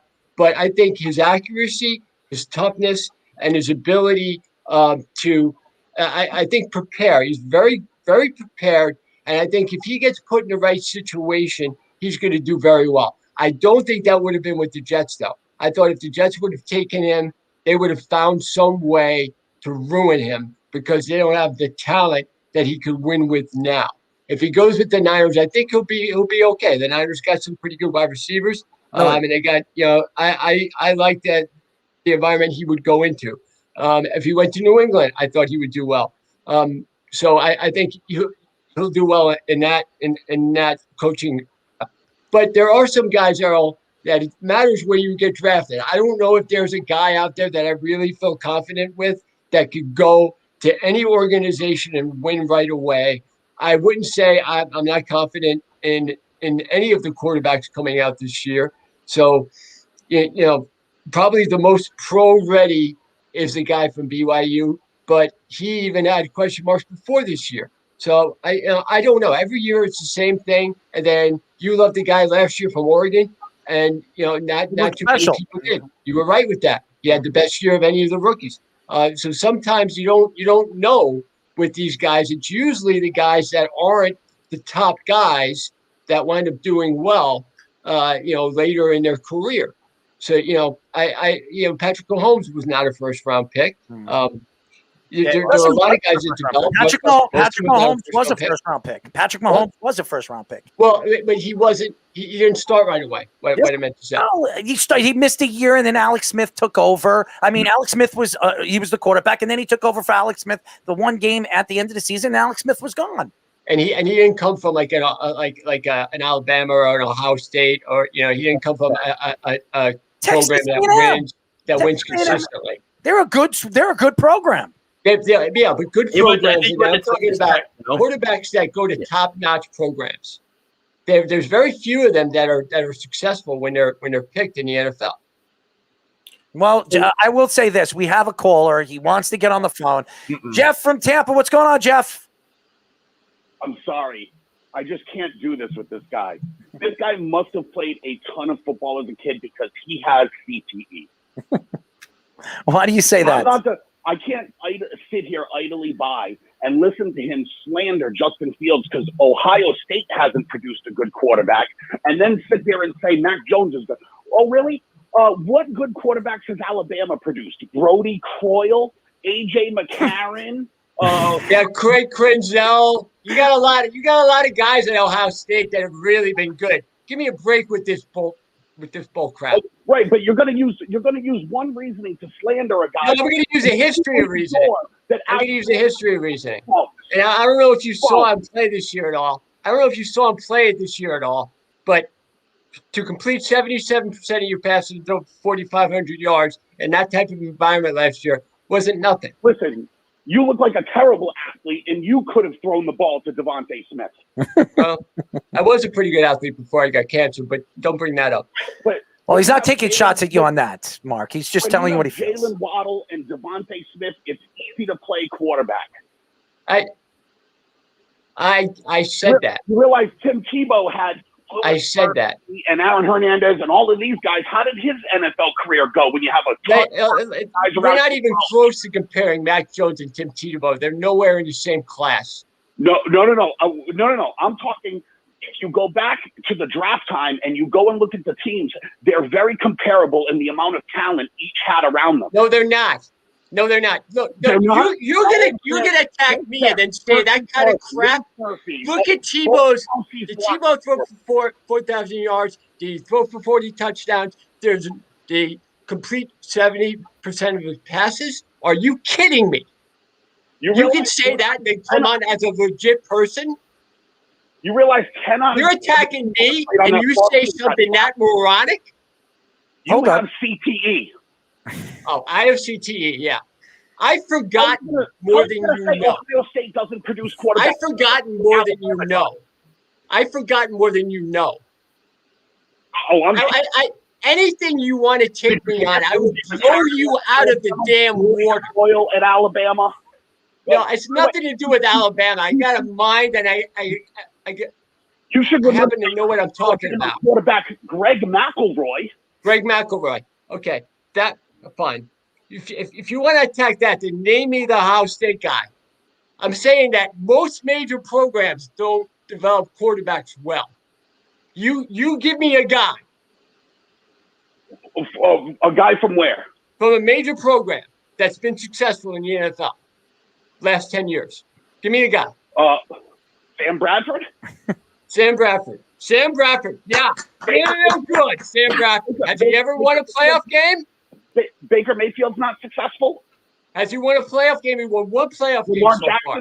He hasn't had it. We'll see about Sam Bradford. We'll see about Baker Mayfield. But he's one guy. One guy. And he hasn't done it yet. Tom Brady, Michigan. Tom Brady was a 6th-round pick. He was a 6th-round pick. Russell Wilson. 3rd-round pick. You're talking about first-round pick? Wisconsin. Is Wisconsin a powerhouse? North Carolina powerhouse? Kyler No, Murray. you're making my point. Kyler Murray, Oklahoma. Who from Oklahoma? Quarterbacks. Who from Oklahoma? Have they done it yet? What are you talking about? Win a Super Bowl or win a playoff? No, I'm saying we don't know. The jury's still out on Kyler Murray and on Baker Mayfield. Dude, no one's won a playoff game in history for the last 20 years. Tom Brady has owned everybody. So asking all of these guys to win a playoff game, it's going to be pretty hard, isn't it? Roethlisberger's won playoff games. Russell Wilson's won playoff games. Matt Ryan's won playoff games. So Boston College isn't a major school? No. They don't play. Are you just? Did you tell me the last time Boston College was anywhere in the talk of a national championship? With Doug Flutie, maybe? Come on now. There's plenty of good quarterbacks, but your reasoning why Justin Fields wasn't going to be a good quarterback was the history of Ohio State quarterbacks. Yeah. And yet then you say, oh, but Mac Jones is going to be great. Okay. Meanwhile, but Alabama didn't have the type of offense. Alabama didn't have the type of offense that they have now. Alabama was always a running offense. They weren't a quarterback-based offense. Alabama was not a quarterback-based offense. You understand that? Alabama's quarterbacks play how you smell. Doggy doo-doo. Oh, okay. Jeff, okay. Jeff, I just by the way, the first three Super Bowl MVPs were Alabama quarterbacks. Who gives a shit? Well, Mr. Know-It-All, he's a big shot over there, saying that they're dog doo-doo. It depends what kind of system you play in. In the last 100 years, They didn't come from a passing offense, you moron. They weren't passers like Tagovailoa and like Mac Jones. All right, they were guys. passers. Let each other If you don't come from a passing offense, you're not going to throw many yards. AJ McCarron for MVP. Good for you. AJ McCarron. Did they throw for 4,000 yards with McCarron? No. They were a running-based team that were led by the defense. They had a switch. Mark, I have a question. Years. Mark, I have a question for you. Yeah. And I'll cut in because I'm not going to take a shot at anything that you are saying, going back and forth, a major Power 5 teams or whatever. But to say that Mac Jones is the best quarterback in this class, when you've seen Trevor Lawrence play, you've seen I don't care if Mac Jones won a national championship this year. The talent that he had at Alabama, they're saying Alabama, that was one of the best Alabama teams. Yeah, it's true. It's true. Like that's the question I have. Can he do it with guys that aren't that talented? I don't know. I don't think he can. He's not a mobile quarterback. And the success story of what we've seen in quarterbacks that have come into the league in the last 5 years, you got to be a mobile quarterback. A pocket present quarterback is not successful anymore. Even Joe Burrows, who everybody said is a pocket present quarterback, he's a guy that has mobility. I don't think that somebody like Mac Jones, he's not a mobile guy. What did he run? His 40-yard? I don't think he did one. He's got my case. He's more mobile than you think. Jones runs like a 4-week 40. Yeah, he's more mobile. He's not very mobile, but he's more than you think. But again, you asked me which one I thought would have the best career, which one is the most pro-ready. I think he is. But again, you said Zach Wilson is. No. I said Zach Wilson comes from a program that prepares him. No, but you said he was the most pro-ready quarterback in this class.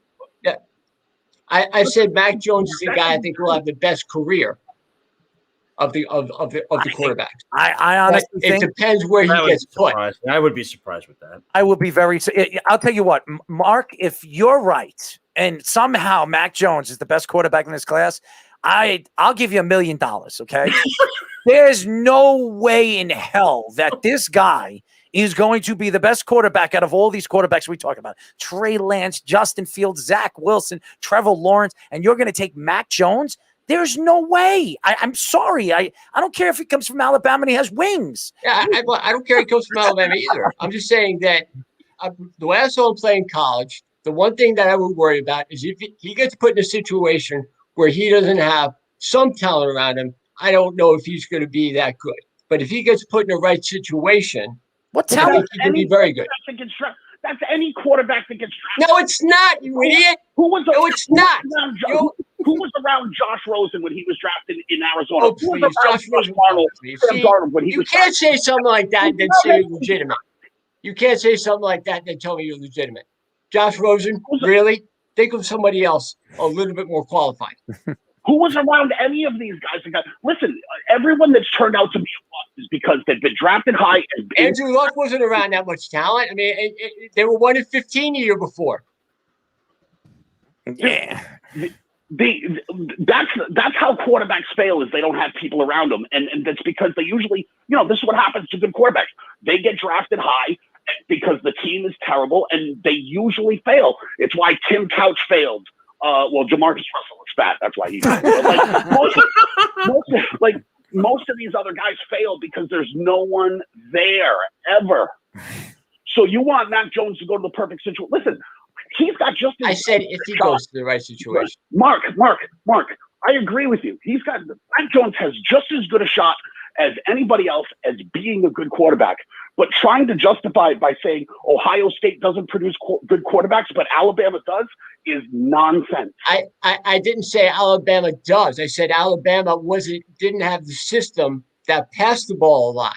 So they weren't putting in good quarterbacks into the draft. I wouldn't say Brody Croyle or Greg McElroy were big-time college quarterbacks that were expected to produce in the NFL.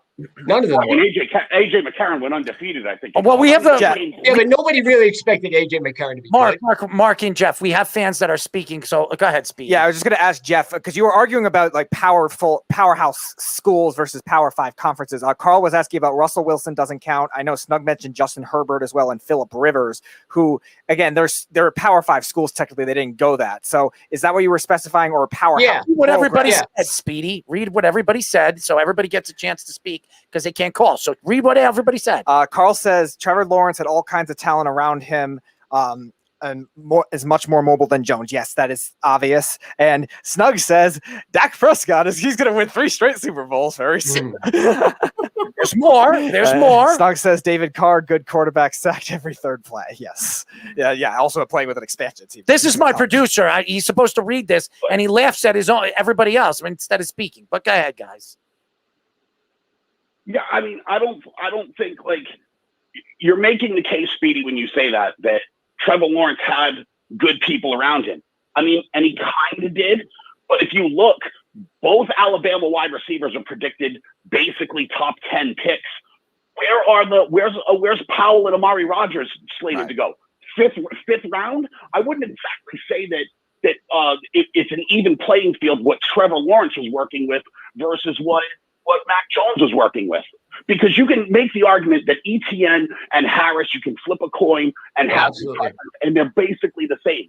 Absolutely. But the offensive lines and the receivers are far superior in Alabama. Far superior.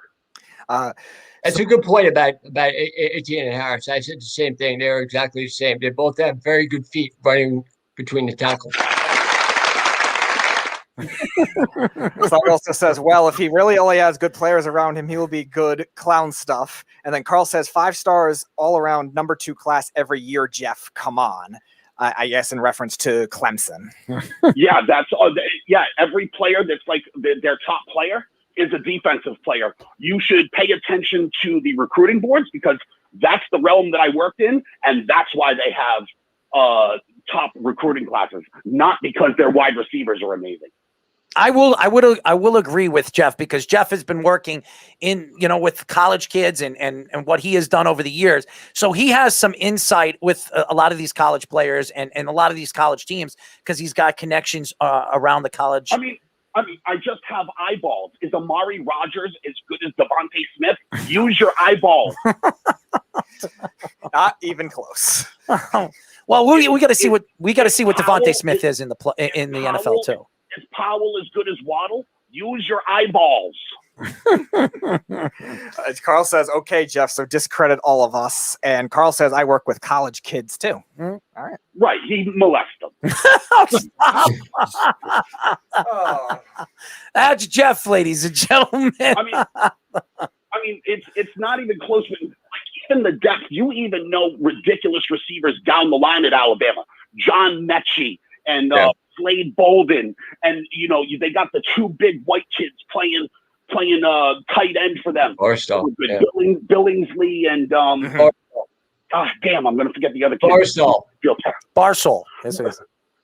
Right, and you know on Clemson, Travis Etienne and Amari Rodgers, and then Sunshine Bass from Remember the Titans plays quarterback. Carl says, right, Sunshine. Jeff? Right, Jeff. Insults make your point. Sunshine. And Snug says, so that's where the fondling comes into play on the show. I mean, but this is my point. Is like when you go, Trevor Lawrence is still considered a much better quarterback than Mac Jones. And by the way, he was in the national championship like every year with Doggy Doo. And also, remember, too, Jeff, they lost Justin Ross at the beginning of the season, too, which was supposed to be his number 1 receiver and the closest thing probably to a first-round pick. Don't go help making my point. People will get mad at you.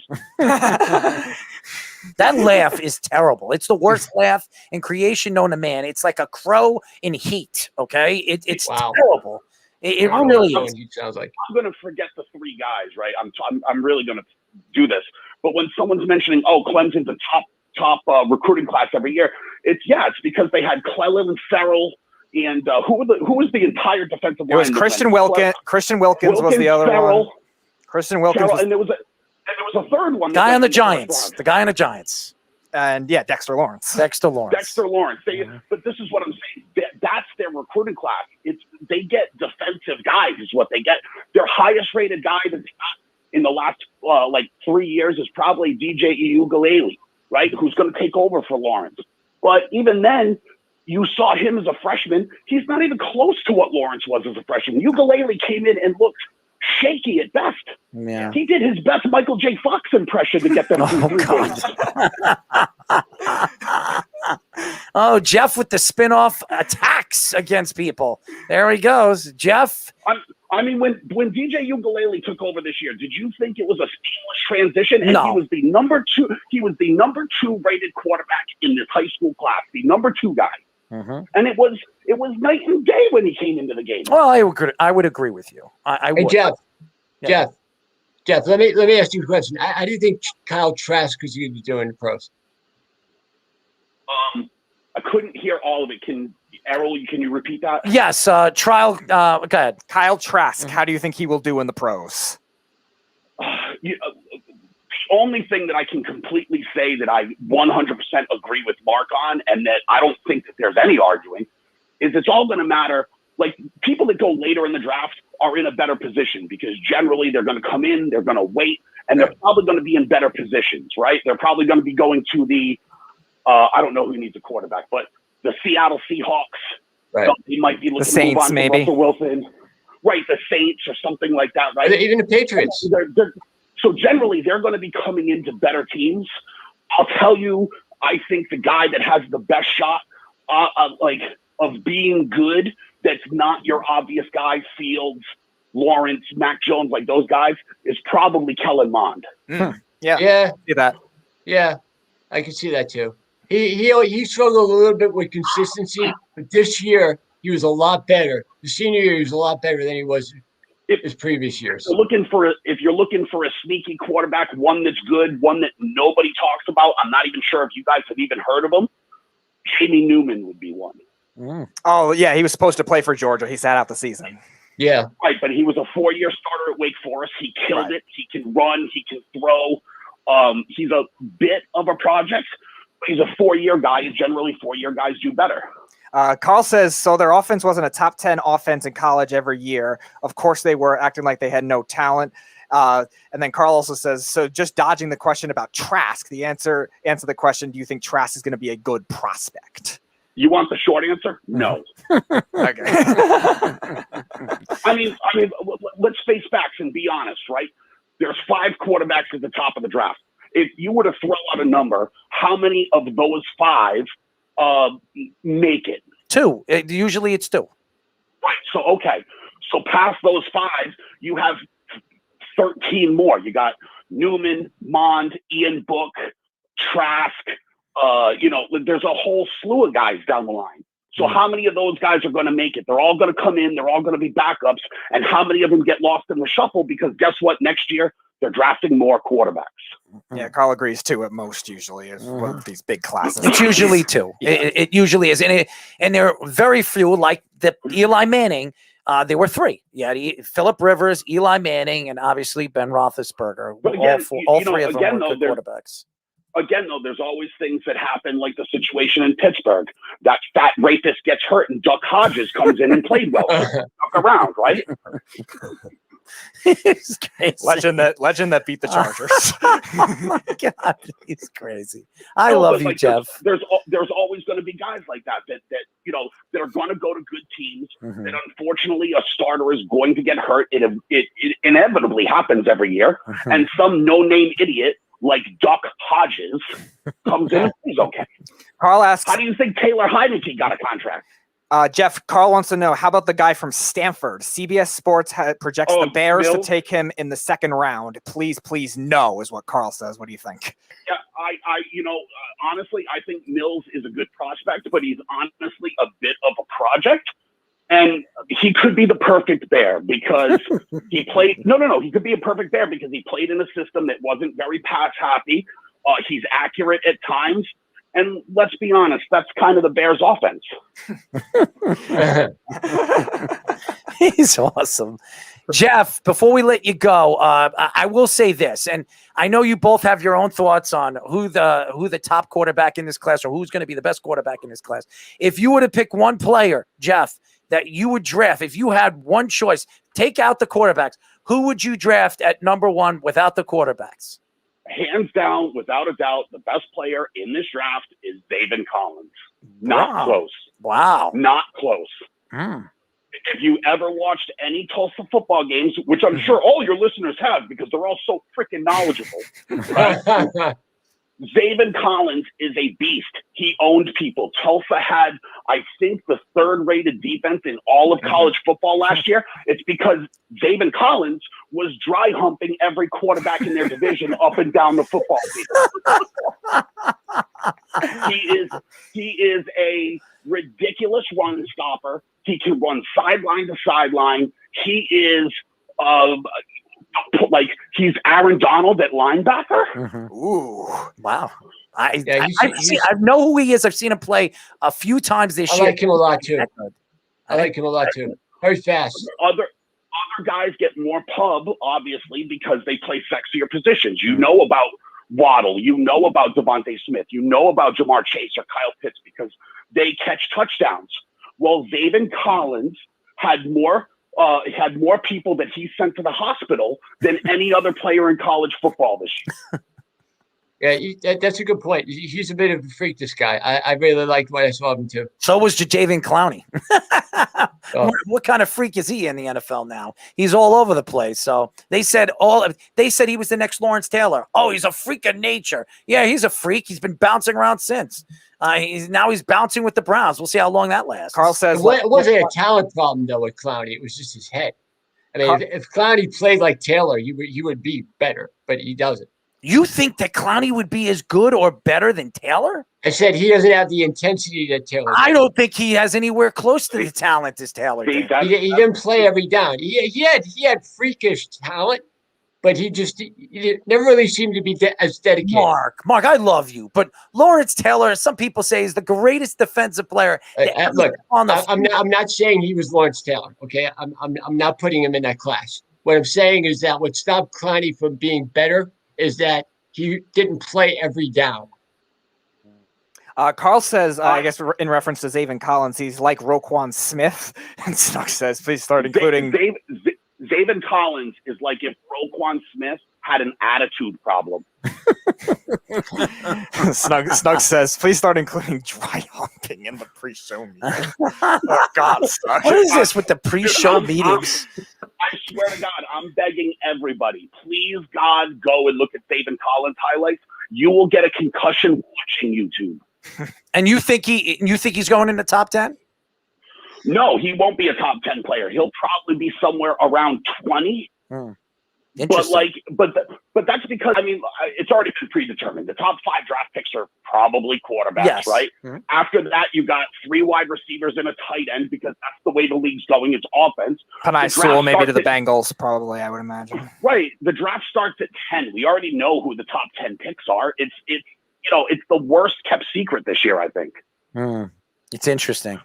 And if you you're going to get, because the draft is falling the way it is right now, or seems to be falling that way. Yeah. There's going to be so many good players that get pushed back because I know I said that. Right. People are reaching for a pair of clown shoes like Mac Jones thinking he might be good. Jeff, thanks, man. We really appreciate it. I love Jeff. Jeff, thank you for calling. Errol, always a pleasure. I love calling in because you can't hear Josh. Thanks, Jeff, for the love. Appreciate it.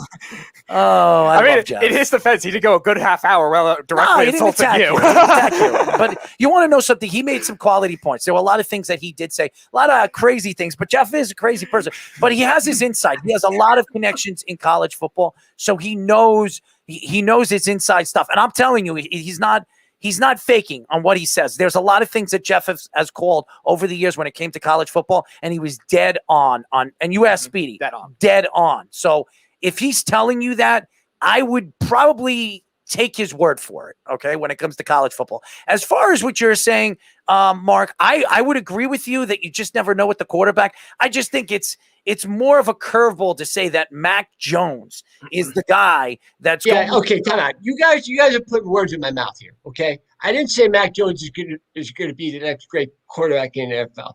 You asked me which guy I thought could do the best if put in the right situation. I think Jones is ready if he gets the right situation. But if did he you goes say to the Jets, no. But did you say that Zach Wilson was the best ready quarterback to come into this draft? You did say that. Who? Zach Wilson? You said Zach Wilson. Did he not say that, Josh? He said that. I think you said Mark. I think you said he was the most ready. I think he's the most. He probably comes from is the best fit for the Jets because of the offense he comes from. But I don't know if anybody can win. He's got the best arm in his class by far. By far, everything that I've read about Zach Wilson, it's not even close. None of these guys, even Justin Fields, even Trevor Lawrence, none of them have an arm like him. Well, Mark, what are your thoughts on Zach Wilson itself? Like, what are your thoughts on how you think? What are your pros and cons? Doesn't like him. Yeah, look, it's hard to say that I really like anybody when I've seen the Jets draft Sanchez and Darnold and just not be successful. They've never really drafted a good quarterback to begin with. So I think a lot of it depends what situation you put him into. I don't know if any quarterback can come out right now and get drafted by the Jets and develop into a star right away. I need to see them develop in a pro offense. There are a lot of guys I like in college that don't really register in the NFL because of a number of reasons, because of the coaching staff, because of the wide receivers they have, because of the environment, they're not used to playing in New York, whatever. There's a lot of things that go into it that I haven't seen yet. So it's hard for me to say, I think this guy's going to be really good. I think that guy's going to be really good. When it comes to the Jets, that's very hard for me to do. I've never seen it.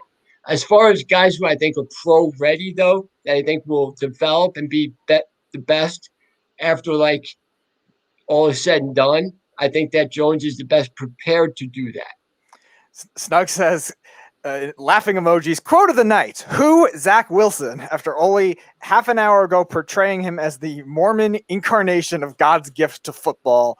Dude is a clown. I guess that's a clown. It's a weird Aaron, what do you think of him? I mean, do you think which guy do you think? I thought you just should have stayed with Darnold because he's in there, but I'll tell you. I've been saying this over and over again.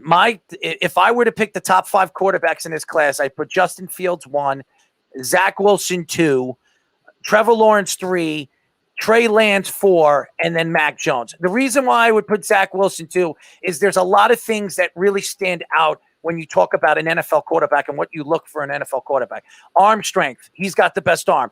Accurate over 20 yards. He's 71%, which is second right behind Mac Jones. But Mac Jones had all those talented wide receivers to BYU's nobody. Okay. Then you look at what he sees. Second and third options. He sees the field better than any quarterback in this class. People say that Zach Wilson is the best NFL ready quarterback going into this draft class. There are a lot of things but there are things about Zach Wilson that scare me. He's had shoulder surgery on his throwing arm. That scares me. Chad Pennington being one of them. That definitely scares me. We've heard stories about he's had ankle problems over the years with his ankle and his left knee. So that scares me too about his injuries and his concerns. Also, he had a problem with his thumb the year before that, and they said that his thumb hasn't fully healed. That scares me. Anything when you hear a quarterback is hurt and he's going to the Jets, it scares the hell out of me. That's what it does. It scares the hell out of me. If it was Justin Fields, he was the best quarterback coming out of high school, even from Trevor Lawrence. This guy has beaten Trevor Lawrence. I think he's outplayed Trevor Lawrence both times he played Trevor Lawrence, both times. And Trevor Lawrence hasn't won anything since his freshman year. What has he done? He never won a Heisman. He never did anything. He was on 2 of the best teams in the college game for the last 2 years and has won nothing. So that's where I go for. And Justin Fields has the best athletic ability by far than any quarterback in this class, by far. I think when you look at Fields and when you look at the quarterback from Clemson, the real reason why Ohio State lost 2 years ago is because they didn't turn those possessions into touchdowns that they did this year. every time they got in the red zone, they settled for a field goal 2 years ago. And that wasn't enough. Then Clemson came back. So I like Fields' toughness, especially this year. He took a real hit in that game against Clemson, and he kept playing, and he showed that he was tougher than I thought he was. So I'll give him that. I just don't know. Again, I don't know how a quarterback's going to be able to make the reads and to look off his safety and also make up for speed from college to the NFL. There's a drastic difference in recovery speed. So a lot of those guys, you don't know until you see it. And that's always what scares me in predicting who's going to be the best. Well, Mark, before we let you go, because I love you, and I want to get you on more on the show because your insight. We're having an NFL draft party. We're going to be doing the show on the NFL. We're going to have a bunch of people. We're going to have a slew of guests. I'm going to try to bring some NFL players as guests. I'm going to get Brandon Jacobs on it again this year. I'm hoping to get 2 other ex-NFL players, maybe an NFL player or a future NFL player that's going to come on the show and join us. So I would definitely like you to come on the show. Your insight is definitely something that we definitely would love on this show, especially the draft show that we have. Why don't you tell the fans how they can find you? Well, I do a local TV show down here in Alabama. I'm on Facebook. I'm not really on too many other social media outlets because I've had it with social media. But you can find me on Facebook under Mark Everett Kelly and then CK Magic Sports, which I'm getting around to rebuilding again because I've just been busy doing a lot of other things down here. Marker, man. Yeah, COVID's been crazy and recovering everything. I mean, the things that I've come out of and the health battles I face sometimes a little overwhelming for me. But I'm doing the best I can. And I like the show I do. I like the guy I work with, Errol. I was thinking about when to have you on again because you were pretty popular, you and Speedy, when we had you guys on a couple months ago. So that's where they can find me. And then if they go on Facebook or they go on YouTube at CK Magic Sports, you can see all the videos we post from our show that me and Gerhard do down here on WOTM. We're going to talk about, because I want to get Mark on there. We want to get you on a show for an hour, a show of your own. And with everything that's going on with our network, and there's a lot of big news that's going to be happening in the next week or so, which I'm going to make an announcement. It's going to be great. I think if you love sports, you're going to love the stuff that we're going to be doing in the very, very near future. So, Mark, thank you for joining us, bud. Stay healthy, and I'm going to talk to you. I'll talk to you tomorrow, my friend. But before I go, I just want to say, like, I got a little heated with Jeff. I like Jeff. I really do. And he normally doesn't attack me like that. So I was just a little taken. But I'm sorry that it came off a little angry. I'm just not used to guys challenging my knowledge on things. But I appreciate Jeff, and I certainly do respect his opinion. Don't worry, Mark. It took you that long. It took me one show to piss him off, so that's Jeff has one more dig before you go. He says, "Don't worry, Mark. We don't want to find you." In other comments, Carl said, "Mac Jones sat behind 2 starting quarterbacks in the NFL. That could be a bonus." And Carl says, "Quick, make up a rumor, Josh, to chime back in." No. Well, Listen, I'm glad I made so many fans. I just thought we were the sports loudmouths, but boy, oh boy, I don't know. Maybe Mark and Jeff could have a show in the future. It could be called show. Snug says the NFL draft party will be held in Miller's Ale House in Ronkonkoma, and all of the fans are invited. Free food and drinks, just to tell you to put the server on Mark's tab. Thank you, Snug. Anyways, Mark, thank you for joining us, bud. Thank you, too. Love you guys. Mark, I'll talk to you soon. Mark Everett Kelly, good friend of the show, great guy, one of my good friends. And yes, he's got his own take, but he knows his stuff too. Nobody's going to take that away from Mark.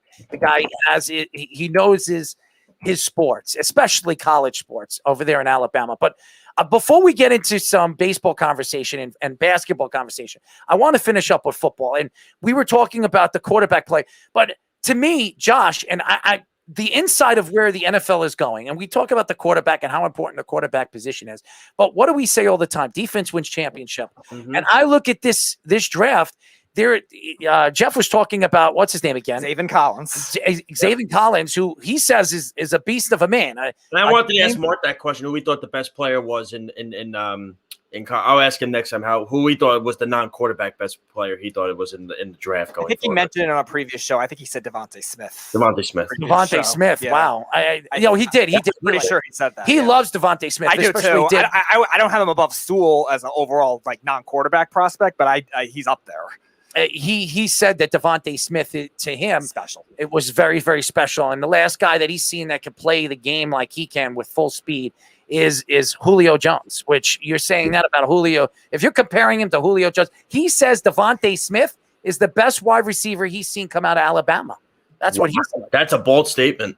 You're talking, what is that? Julio Jones, Calvin Ridley's been playing better. Amari Cooper. A lot of great. Now, even before them, if what Alabama has held. Go ahead. Carl says, talk about Reach's Quiddy Pay, super overrated, but will go high because of lack of defensive end talent in the draft. I completely agree. And a lot of Michigan players, except for Devin Bush, really, in the NFL, especially in the front seven, have had their issues. Jeff says there's nothing not to like about Devontae, but Zaven Collins will murder humans.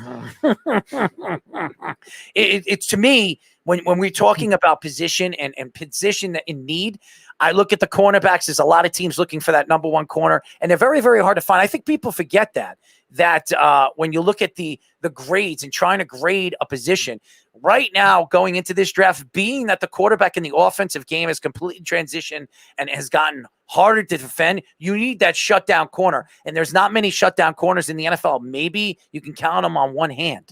So you look at there are 3 shutdown corners people are saying in this draft class, and one of them could fall out. And they're saying Farley because of the back injuries, he could fall all the way to the second round. Where if he's a steal in the second round, if he falls anywhere out of the first round, you draft him. The Jets are drafting second in the second round. I draft him in the second round. But I've been hearing that the Jets are very interested in this Newman kid, and they're saying that he could be the best shutdown corner. I know people are saying Horn, you being one of them. I know Jeff likes him. So there's a lot of different people that like certain players, and there's a lot of things that I look at the draft, Josh, that maybe me and you might look at the draft completely different, or we would attack different functions of how to draft a player. But I will say this: when you look at this draft is covered with offensive linemen, especially guards and interior linemen. You can get a good interior lineman in the second and third round. And also, there's a lot, believe it or not, there's a lot of corners in this draft class. A lot. And people forget that just because they're not top-graded corners, like we just said, the 3 guys, Farley, Horn, and Newman, Newsome. There's a very interesting fact that you can get a good corner in the second and third round as well. Carl says, just be like the Bears and cut your number one corner. Yes, nobody said Ryan Pace was smart. Look, I look at it like this. You're even hearing reports at Arrow. I think we talked about this with Eric the other day, that I'm hearing, we talk about the second overall pick with the Jets. Who are they going to take a quarterback? I keep saying that the 23rd overall pick is the more intriguing one because I think there's going to be so many options there. Which way are the Jets going to trade up? I believe they're going to trade up. I think they're going to trade up too because there's going to be so much. I agree with Jeff completely. I think J.C. Horn is in my opinion, he is arguably the best corner in this draft class. I do. Who you said the kid from Northwestern is Newsome. I think he's great too. He's great off the ball with his hips as well. They say. It gives zone coverage as well a lot better. What are you laughing at? Jeff says Asante Samuel Jr. is a beast too. Put respect on his name. Yes. Patrick Surtain as well. Yeah, another one as well. Yeah. You wait till the last minute, and then at the Speedy with his stupid, and then he says, rumor from Josh. So that was Carl said that. Carl said that. Great. Well, look. The bloodlines run a lot in this draft, and you see it. But you're even hearing reports that the Jets really love the center from Oklahoma too. They're big fans of him as well. That's Jimmy's boy, Jimmy Jardine. That's his boy. He thinks Jimmy Jardine. Let me tell you, I've texted with Jimmy. Jimmy loves him. Mangled. Yeah, Jimmy loves him. He's a big fan of him. Look, if he's there in the second round, I know if Arrow said, if Caleb Farley's there, you're gonna take Farley. It's a no-brainer. I want Leatherwood. The second best corner in this draft class, probably. I want Leatherwood. If the Jets are going to draft somebody in the second round, I want Leatherwood. If you can get him if he's still there at number 2, I get Leatherwood. And by the way, Jeff, right? He's like, how much does he weigh? The Jets say, Jeff says the Jets should go offensive line at 23. Leatherwood would be great. And I agree. I think he's going to fall out of the first. I really do. I think Leatherwood will be there. I think the Jets are drafting 34 or 32nd. Right. I think the Jets could get Leatherwood early in the second round. Catering would have a ball. Catering would have a ball with him and Becton. I tell you that much. They'd love that. How much of that supply of food would go in a day? Oh my God, the biggest offensive line in football. You move Font to guard. You have McGovern, or you can move Feeney over there at center, and then you put McGovern at the other guard position. That's a pretty stacked, big offensive line. Feeney would be the small. Forgetting about Cam Clark too, by the way. We keep forgetting about Cam Clark though. Yeah, but they signed Feeney. He'll take that spot now because Feeney's a good player when he's healthy. And he's still young. It's weird to think if that was the line, Feeney would be the smallest guy at 315. And supposedly Feeney is really, really good. I didn't watch him enough, but they say he's really, really good. So, and they say he's a good center too. So the Jets can actually shift him to center. So it's very interesting. It really is. Carl says he thinks Leatherwood will play guard. I mean, it's possible, but I still think he's capable. A big guy because he's got good footwork for his size too. It's so interesting. This is going to be a fun draft because I'm talking. When you look at the draft this year and when you look at the 4th and 5th and 6th and 7th round, there are players that didn't even play this year that have put themselves in the NFL draft because of COVID-19. You can get, the Jets got a 6th-round draft pick for that Sam Darnold move. That's the only pick they got this year. They could get a great player in the 6th round. Yeah. Look what they got last year with Bryce Hall. Look what they got with Bryce Hall. They got a steal with him. They were lucky with that. They were. Of course they were. He had the injury. Then that, like you were mentioning a few weeks ago with COVID and everything like that, some guys opted out, and that's going to lower their draft stock. I mean, Gregory Rousseau earlier in the year from Miami, people were saying he was the best defensive player coming into the draft, and now look at him. He's going to drop way down in the first round now because he didn't play. Saying the same thing like the beginning of the college football season. Yeah. It happens. Carl says Josh just choked the cat. That cat. I didn't choke the cat. I moved him off the green screen because I know if I did, Errol's going to have a cow that he's sitting on the green screen.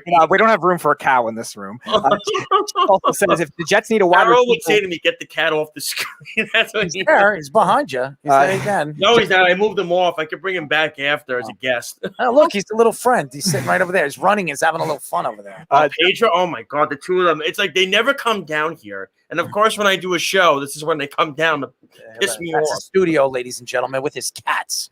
Jeff also says if the Jets need a wide receiver, Rondale Moore would be a great addition at 23. Dude is a video game cheat code.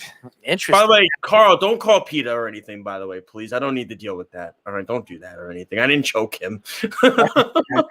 Snug says, Earl, as a DJ, could you do a remix of the beat and include Speedy's laughing? Oh, my God. I would never use that laugh, ladies and gentlemen. It sounds like a crow dying. Here, look, Carl, he's fine.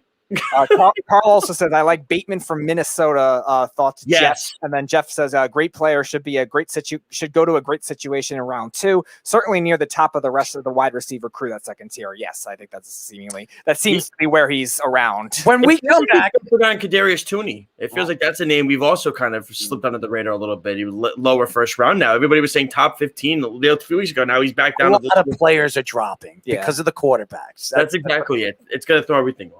It's throwing everything off. But when we come back, we're going to get off some football. We're going to get into some baseball conversation. Stay on.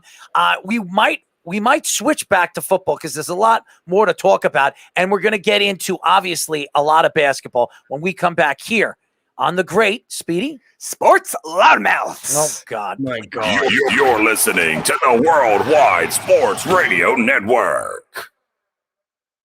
Edward Lehman has been a trusted insurance advisor for over 16 years with insurance solutions for auto, home, commercial, life, and retirement. He's located at 54 Sunnyside Boulevard, Suite H in Plainview. That's just 1,000 feet south of 495. Local agent, local advice. The time to think about insurance is before you need it. So do yourself a favor and before you pay your next insurance bill, give Ed and his team a call, 516-935-3900, or visit him online at www.allstate.com/EL. Edward H. Lehman Insurance is your trusted insurance advisor. You're listening to the Worldwide Sports Radio Network. This is the Sports Loudmouths.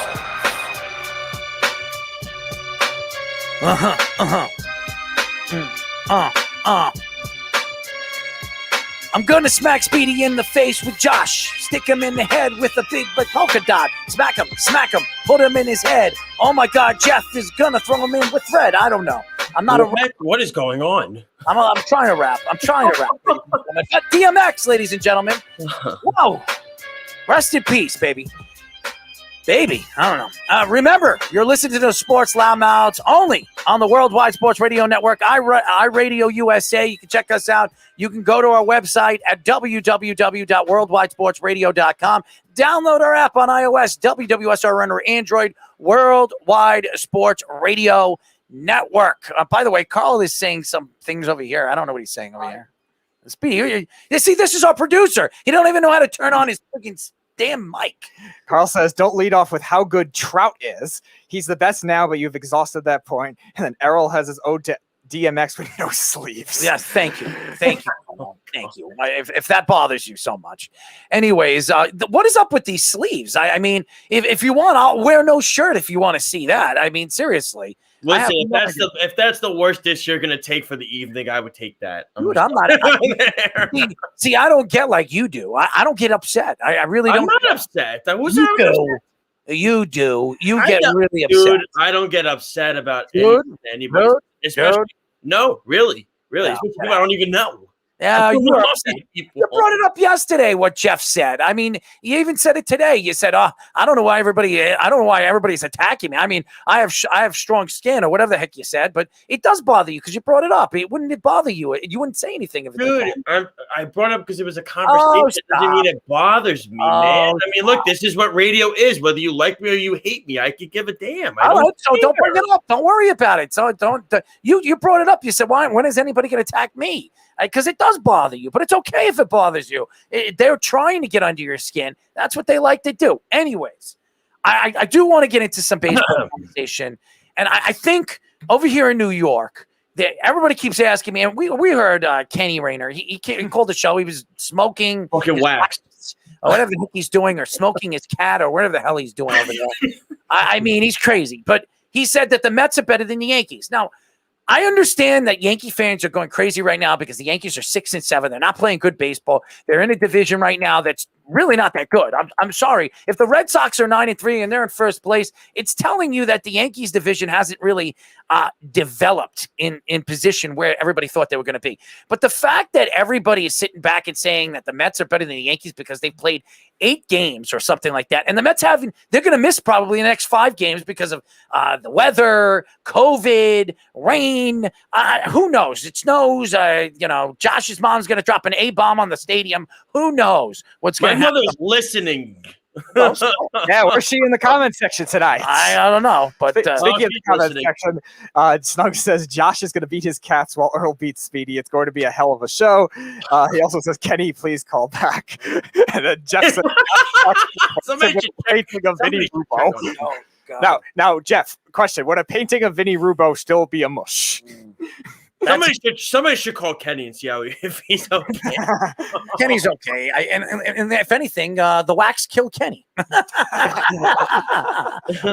I think that when you look at baseball and you're trying to compare and contrast what's going on in baseball right now, it's so early, and it really bothers me when I listen to some of these fans. I listen to sports radio all day long. I listen to all different shows.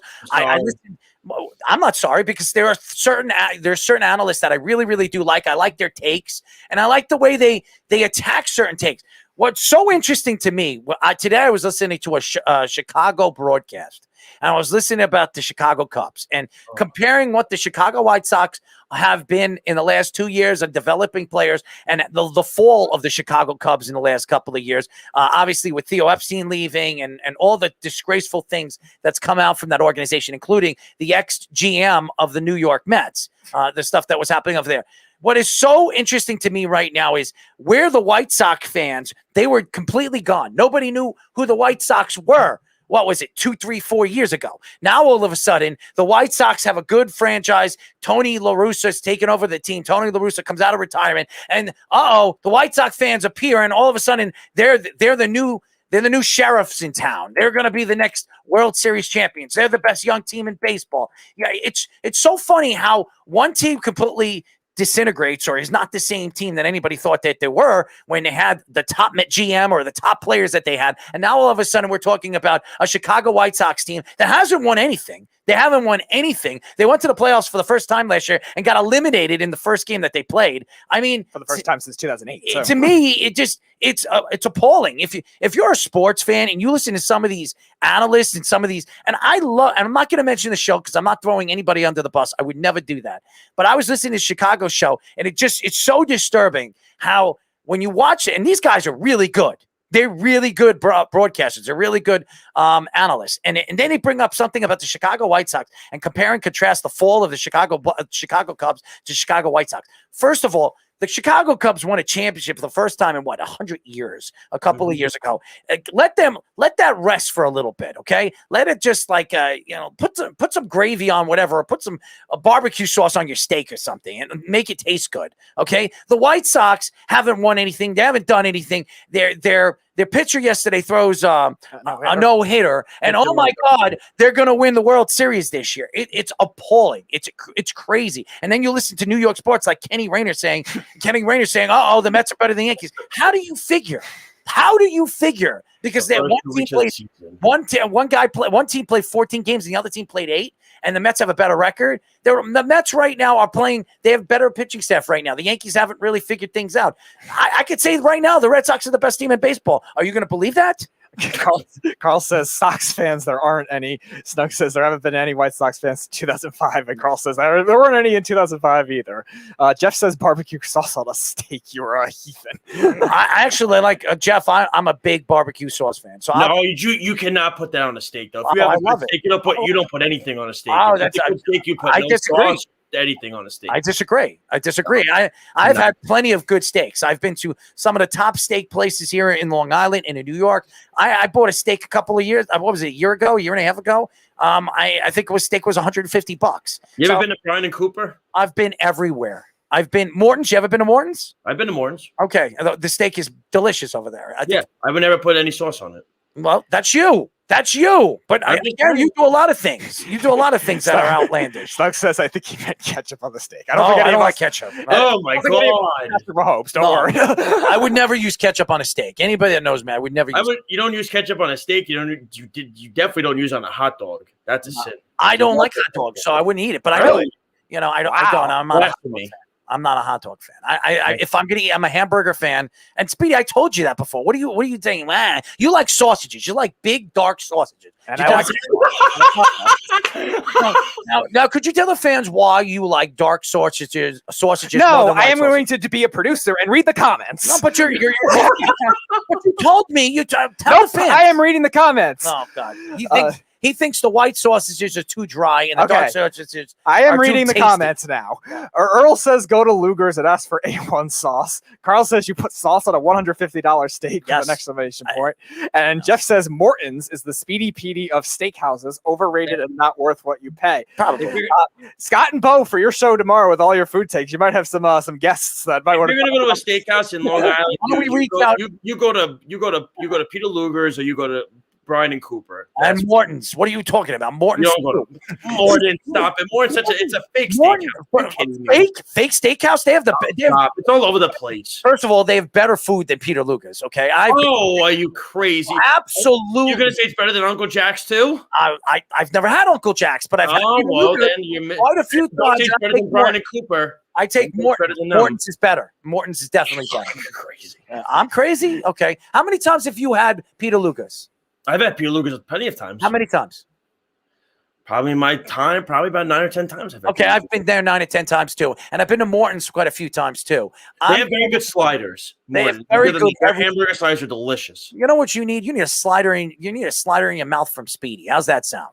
That sounds absolutely disturbing and disgusting.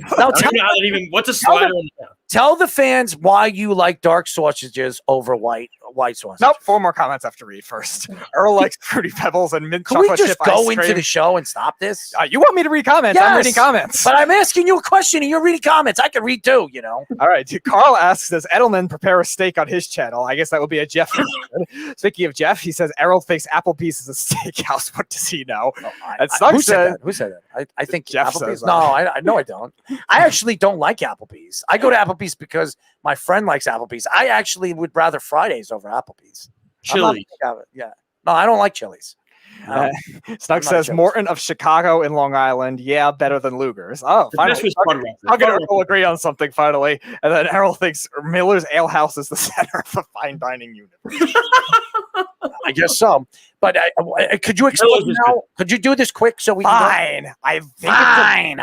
I like spicier ones with better flavor. It has a better flavor. The darker ones, the spicy sausages over the lighter Italian. So you don't like the white ones. You rather the Not as dark much, sausages. He likes the spicy. He likes the hot ones over the sweet ones. Yes, he likes the dark, thick sausages. Yes, that's what You got to be premios, though, Speedy. They got to be premios. Oh God, please! Are we really serious with this premium crap? I'm not fussy on brand names. But to me, you think of Chicago sports and Chicago sports has been horrendous. And I'm not saying this to take a shot at anybody, Carl. And I know this is where we're going because I know he's from Chicago.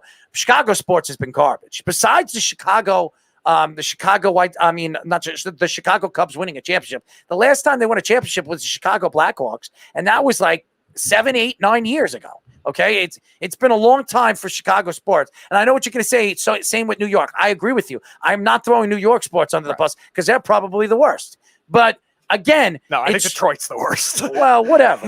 The fact is that when you talk about Chicago sports and you talk about where Chicago sports is moving, they're not moving in the right direction. They're really not. And the White Sox finally have figured things out because they've lost 10, 12 years in a row. They're trying to copycat the Red Sox or some of the Houston Astros. Maybe they don't cheat like those two teams, but to me, it's appalling. It really is. And I go back into baseball, and you look at where baseball is right now. With the COVID-19 and with everything that's going on with baseball, I just think baseball. We thought it was at its high last year with everything going on. Even with COVID, I was really excited for the playoffs.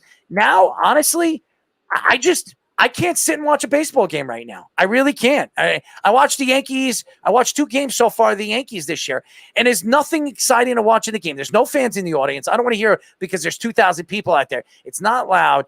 There's no home field advantage. There's nothing fun about it, Josh. Really, I know you're a baseball fan, but it's nothing fun to watch anymore. I understand where you're coming from. It's definitely a different perspective because you're so used to seeing the game the way it was. But it's not even just having the fans in the stands. It's the way the rules are changing. It's to put in the runner at second in extra innings. It's the 3-batter rule for relievers. It's kind of taken the coaching almost out of the game because now you don't make those shrewd bullpen moves or anything of that sort now. And it's just become a different perspective where they're trying to make the game faster, which it's not even doing that. Actually, if you did the average time, I saw the other day, the average time of the game is longer now.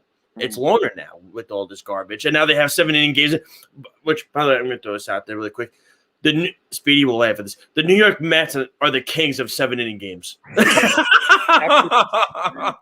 Every game would win. But does anything stand out to you right now in a baseball season besides the Atlanta Braves not playing well? They're 4-7 or 4-8, and then the Yankees are 6-7. Oh my God! All the Yankee fans want to jump off a bridge because the Yankees can't win. Give me a break. I mean, it's just it's interesting because, like I said, it's only the first 2 weeks of the season, and again, you even said it. We don't know who's better than Mets or the Yankees, and quite honestly, I don't care. I worry about my team. The Yankees aren't even in the same league as the Mets are, so I don't even care who's better than who. I'll care if they meet in the World Series. That's when I'll care. And meanwhile, the Mets aren't even going to play till probably Sunday now because they're going to get snowed out tomorrow, and then they're going to get rained out on Saturday. So that's I believe there are 8 games they've played on their schedule that were supposed to be, I believe, 15 games they're supposed to play. They've missed, what is that? 15 minus, what is it? 15 minus 8 is what, Speedy? 7. They missed 7 games. They missed 7 games. That's insane. And by the way, this is what bothers me. And I told you this earlier, Errol, and you agreed with me before the show. Yeah. Whoever agreed to let an East Coast team Go to Colorado in April. You are an absolute idiot. You are. Somebody has to do it. Yeah, the Rockies not going to play. Rob Manfred. I mean, what? Rob Manfred said it should be an indoor stadium. It should. Well, meanwhile, they asked on Twitter the other day, a Met fan asked Cohen if he would be willing to buy a retractable roof for Citi Field. He said $350 million. Should I do it? I mean, I don't even know what put past him to do that. But it's like, who decides to and I agree 200%. It should absolutely. Minnesota. Who else? You said Colorado. Obviously, Detroit Colorado. and Cleveland. Detroit and St. Louis. New York. All the Midwest teams need to have a dome. Done. End of discussion, period. Because the problem is this. Even when it gets to October baseball, late October, early November, if you get to the World Series and say the Cardinals are in the World Series and it's 31 degrees in the World Series, who wants to sit there? You're watching a baseball game, which could last up to 3.5, 4 hours with the World Series in 31-degree weather. I mean, that's just it just mind boggles to me how stupid Rob Manfred has made this game. It's made it so pathetic. He should be gone. He is the worst commissioner in professional sports. When the lightning bolt came last year behind him on Sunday Night Baseball, when they interviewed him, that was a sign from God to say this guy is evil. Get him the hell out. Okay? Yeah. That's the point. But you don't send an East Coast team to Colorado the third week of April. It makes no sense. Is there anything that really surprises you right now when you look at professional sports and you look at where baseball is going, you see where football is going? Say whatever you want about Roger Goodell, and I can't stand Roger Goodell. I can't stand Rob Manfred. To say that now, out of all these commissioners, I would take Gary Bettman. I would take Gary Bettman first over every single commissioner, even Adam Silver. Adam Silver he was my number one guy, and he's fallen. He's fallen because of what has happened over the last year and a half. He has hurt the game of basketball. Not when it comes to money, not because of CBA and advertisements and what he's done. Adam Silver is a genius. It's the way he's been handling some of the stuff that's going on in the league. That I would say. But Gary Bettman has been the best commissioner in sports. They boo the hell out of him when it comes to the NHL. He's also had 3 strikes under his belt. And you saying that he's the best commissioner speaks on how all these commissioners in sports are. He is. And the commissioners have been absolutely horrendous. But again, and I'm not going to go back into this and argue because there's really nothing to talk about baseball besides that. And we talked about it yesterday. Who are the best, in your thoughts right now in professional sport? Who's the best players in their respectable top 10 respectable sports? And I'll go to this. When you look at the game of, you look at game of football, you look at game of basketball, baseball, hockey. When you look at the best players in their sports, who's the best player in their sport who stands out? Now, you talk about Mike Trout. He's by far the best baseball player in baseball. Okay, is he the most popular one? He isn't. No. He's not even the face of baseball. No. When you talk about hockey, who's the biggest player right now in hockey? Connor McDavid, right? Mm-hmm. Connor McDavid. Is he the best player in hockey right now? No. Is he the best player in hockey? Yes or no? Because the answer is no, he's not. He doesn't have the best numbers. He's not the best hockey player in the NHL. Okay, so there. Then we go to basketball. Who's the best? Who's the biggest face right now in basketball? LeBron James. Who's the best player in basketball? LeBron James. So, and then we go to football. Who's the most popular player right now in football? Probably Patrick Mahomes. Patrick Mahomes. Who's the best player in football? I think at any position, I would say Aaron Donald. Who's the best player in professional football? It doesn't matter. Aaron Donald. Aaron Donald. Okay. So there's only one player in their respectable sports that is the most popular player and the best player in a league. And that's basketball. Because basketball is, to me, not the team sport. It's not a team sport. It's a single games. It's a single team play. If you have the best player on your team, you have the best chance of going to the finals no matter what. And that is a fact. There's no argument to that. And again, I know Snug says Tom Brady. And Tom Brady, he's not he might be still the face of football. I really. He's still a popular name. No, he's the face of football. He's the face of football. After winning this race, he absolutely is the face of NFL. How could you say that he's not? Well, no, he's a popular name. No. Who is the face of the NFL? If you were to say, the last 10 years, Speedy, yeah. No, Speedy. If you walk over there, you go to Germany. Okay, you walk off the plane and you're asking somebody, "Do you know any football players?" If you ask 1 through 10, who do you think they're going to mention first? Depends on the age. Who are they going to mention first? Depends on the age. Oh, really? So you're going to tell me right now? A young kid is not going to like Tom Brady as much as a young, get out of here, flashy Speedy. player. I know, Unless Tom Brady's name is in the tabloids. His wife is a famous model. What are you talking about? What are you drinking? Are you smoking the wax that what's his name again? Was Speedy, my wife doesn't even watch. I've never smoked anything that Kenny recommends. Speedy, my wife doesn't even watch football, and always the first name she always brings up in football is Tom Brady. Tom Brady, there's no question. She doesn't even know who Patrick Mahomes is. If you go to Germany right now and you talk to 10 people, it doesn't matter what age they are, and you say, "Do you know American football?" Yeah. The first thing they're going to say is Tom Brady. The first thing they say is Tom Brady. Not German accent. Patrick Mahomes. No, definitely not Aaron Donald. Definitely not Aaron Come Donald. on, what are you smoking? Like, really? What are you? If you walk off a plane right now, you go to Australia, okay? And these guys, people know how to speak English, and they ask you who's the best hockey player right now in the NHL. Who do you think they're going to say? They're going to say Connor McDavid. No, they're not, because they're not even going to know anything about hockey over there. So no, they wouldn't. They wouldn't. And if anybody did, I guarantee you, Sidney Crosby would be the one. Okay. Sidney Crosby would be the one, or Alexander Ovechkin. Okay. Yeah, That's like I said, guy. it depends on the age of the fan, though, too. Because I think that I don't think it has. Because again, there is That's getting too analytical, Speedy. That's out of. I think you're out of your mind. 1 out of 10. I'm telling you. Now, if you walk in any city right now, in any place in the country, and you tell me the first athlete's name that pops in your head, who would it be? The first athlete pop in your name right now. Boom. Who's the first?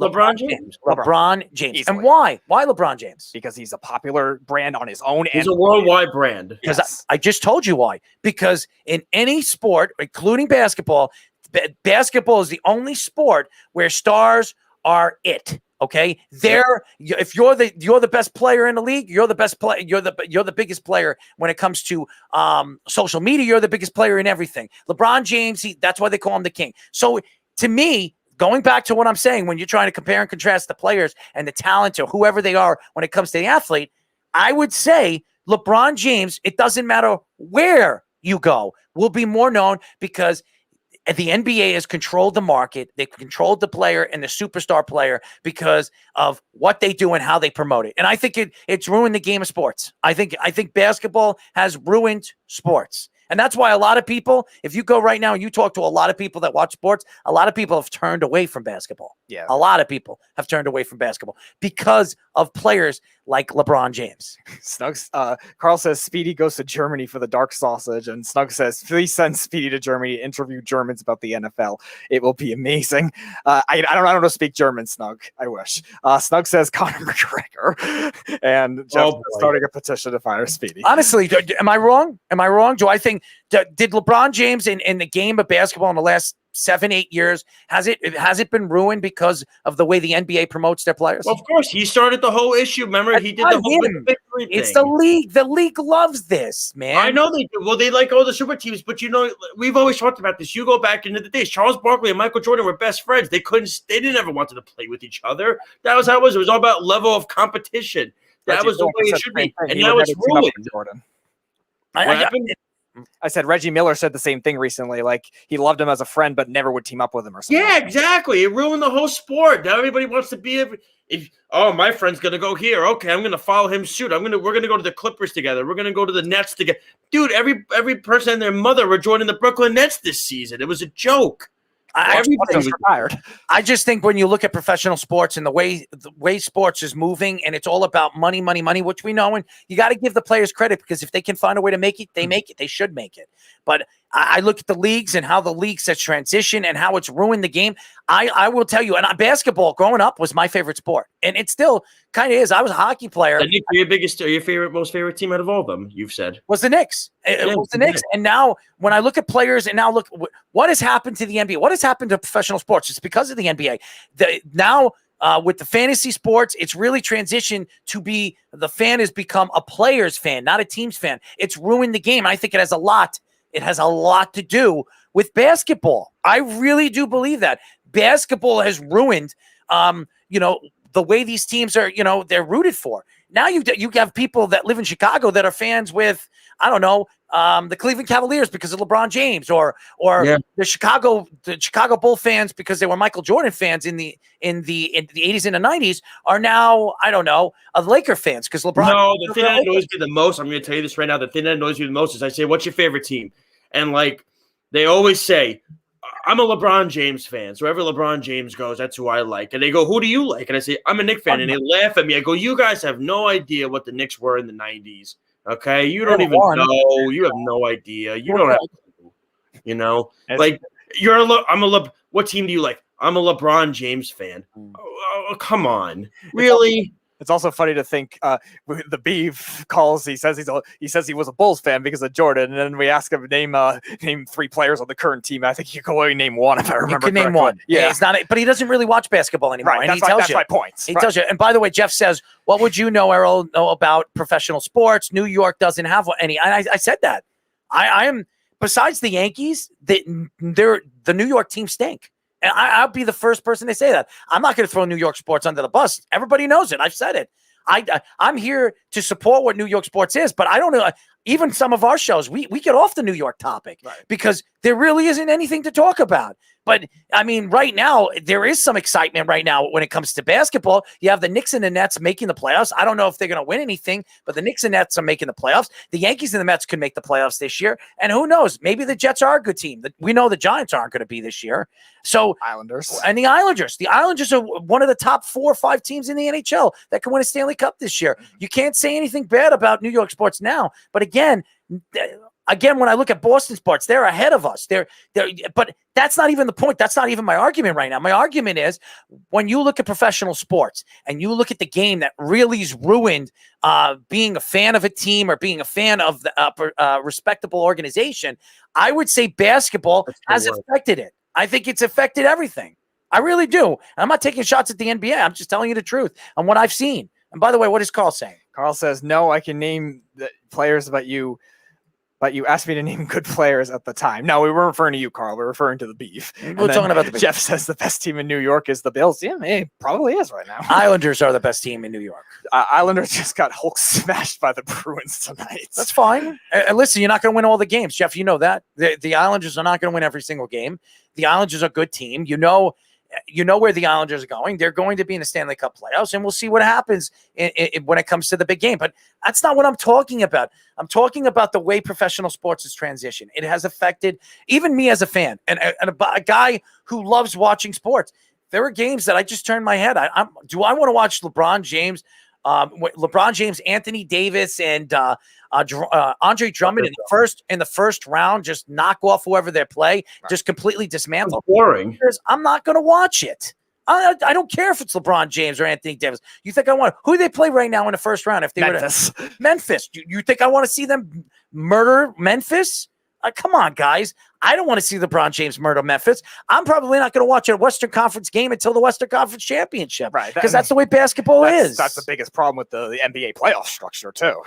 8 teams is already too much as it is. I mean, the NFL just expanded to 7, and they have a lot more parity than the NBA does. It's just terrible. NHL, it works because the lower seeds do well. In 2010, look at 2010, the 7 versus 8 seed in the Eastern Conference Finals with the Flyers and the Canadiens that year. I mean, it works for them. The NBA, outside of the Grizzlies winning over the Spurs in 2010 and the We Believe Warriors in 2007, 8 seeds are never even close. And speaking of the NBA, LaMarcus Aldridge announces his retirement today. It's so interesting because the Nets, who really needed LaMarcus Aldridge, because going into the playoffs, LaMarcus Aldridge was that big body, the rebounder that they needed, and a guy that's going to give you points on and off the bench, a guy that's been very successful in the playoffs. This is a big loss, Josh, a huge loss, losing LaMarcus Aldridge. As a matter of fact, it's such a big loss that this could eliminate the Nets in the second round. I don't know if the Nets are going to get out of the second round. You're losing a guy of LaMarcus Aldridge's standard. Blake Griffin is not a good rebounder, okay? He's a washed-up power forward that can give you maybe 14, 15 points off the bench. It's not enough. And I don't think all the scoring in the world is not going to be good enough against a 76er team that's playing a half-court game that can play defense and can play offense just as well as you can. So, Josh, what is your thoughts of the LaMarcus Aldridge announcement? Oh, I think it was devastating. I mean, when I heard the news about it, it was amazing because of how abrupt it happened. Like, it just happened like a snap of a finger, right? It was like everybody was all howling, hooting about the Brooklyn Nets. They got all this depth. We were saying it last week on the Sports Lab House, how much depth they have now. What you could do is you could have Aldridge start at the, you could have Aldridge possibly start maybe at the 4, the 5. You could go that route. You can move Joe Harris to the bench and have him come off as the 6th man. And now it's like you take Aldridge out. Now you have DeAndre Jordan, who's back probably in the starting lineup, which is a no bueno situation, of course, for the Brooklyn Nets. That's for sure, because he's a has-been of what he was, which was, what was he good, 6 or 7 years ago? This is a killer for the Brooklyn Nets. They were leaning on him to do a lot for this team. And with him being gone now, that's so much size. And that's not even just that, the little things. It's also the leadership that he brings, the veteran leadership that he brings to this team too, that is now going to be missed. I mean, this was a guy that was, he was he was an all-star with the Portland Trailblazers, and he was groomed as a really good player under Greg Popovich. And he came to Brooklyn. I thought he was going to go to Miami. I was shocked that he picked Brooklyn, but then again, everybody picks Brooklyn at this point. It doesn't even matter whether you're a has-been or you're good, you go to Brooklyn. This is a killer for the Brooklyn Nets. I think this is going to hinder them with their size problem, their rebounding issue, their interior defense.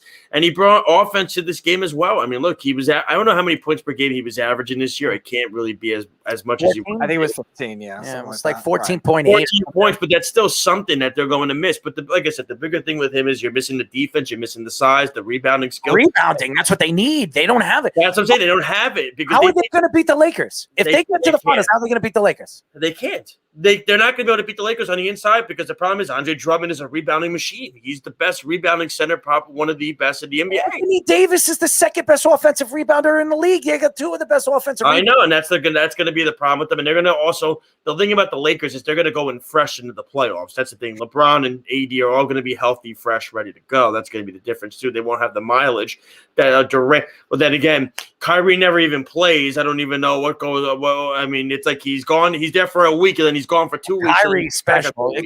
Kyrie's been special this year. And matter of fact, if I were to pick an MVP right now besides the Joker, I'm taking Kyrie Irving. Listen, he's been Kyrie Irving has been sensational this year. He has been, but the problem is, it's like, so now he missed another game because of the issue that I think that Dennis Schroeder said. Dennis Schroeder said I'm not going to say it. He said the N-word to Kyrie Irving. Irving took it personally, as anybody would and as anybody should.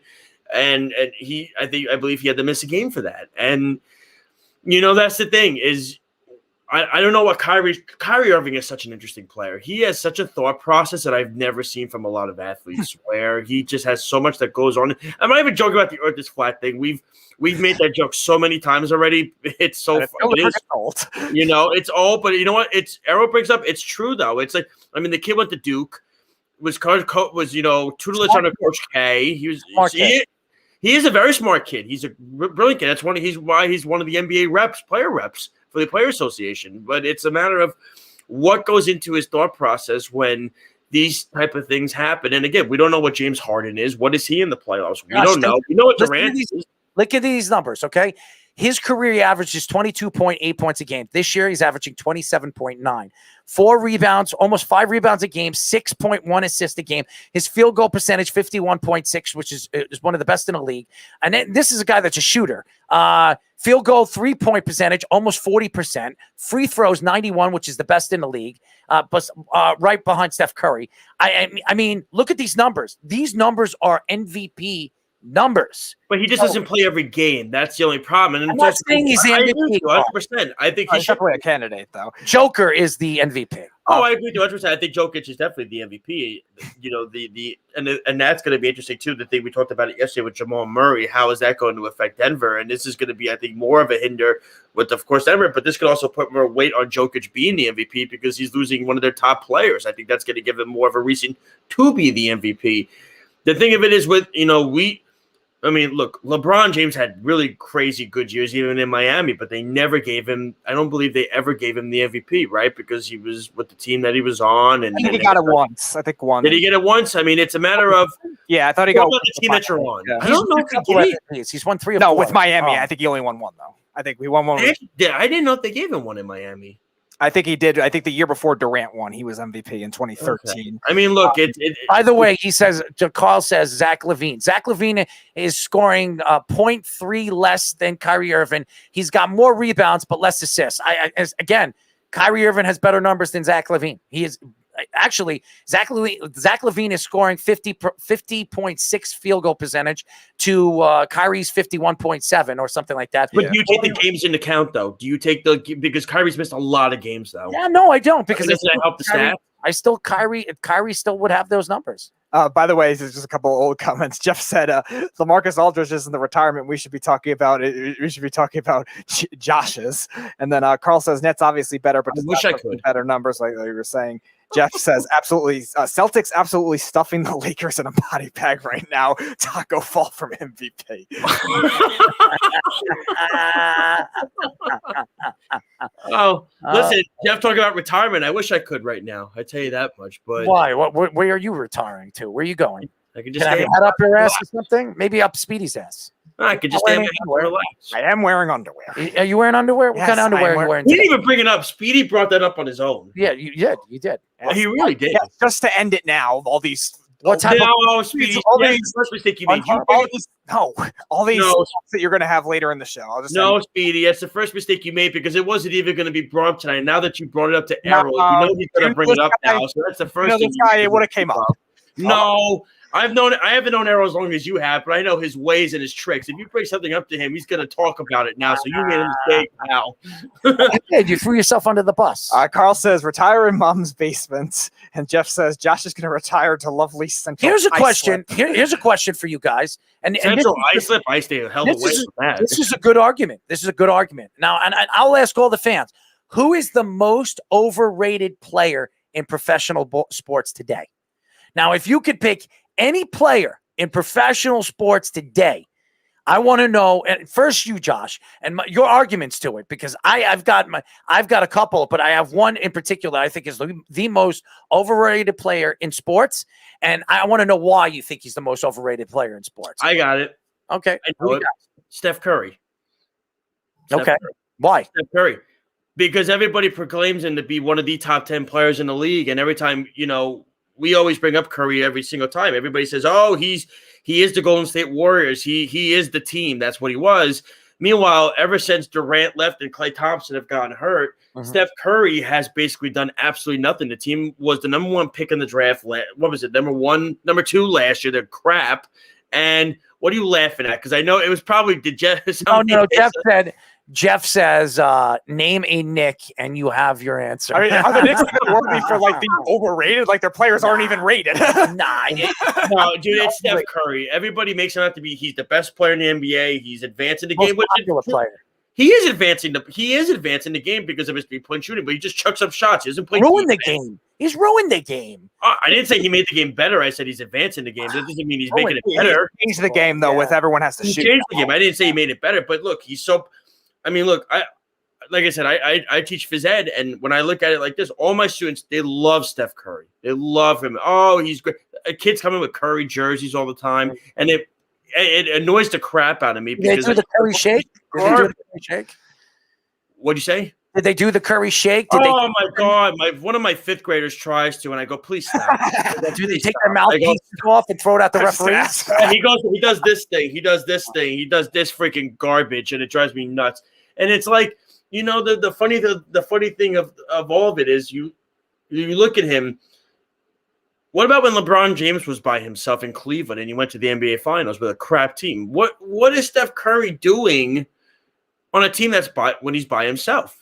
And he's doing nothing. That team's still better than LeBron in Much Cleveland. talented. Yeah, I mean, right. that team right now should be an easy playoff team. Not even an argument. They had the number 2 pick in all of the draft in Wiseman, which everybody says was the best player in last year's draft. Who is now out for the year, by the way. Out for the year, but they had him for most of the year, and a guy couldn't stay healthy. He was garbage. Quickly, I would have taken Quickly over him any day. The way Quickly has played, and you look at. And you look at the team. You have Draymond Green still there. You have Wiggins still there. That's another one I find overrated. Who? Draymond. No, I don't think so. I hate Draymond. Here's what he is. I think, Here's what he is. But Draymond, here's the thing, Josh, because He has such an ego on him. for a He's big the man greatest too, ever. which you need in today's game, though. I know he has the attitude issue and the kicking guys in the nuts and all that, but as a a favorite basketball part of his game.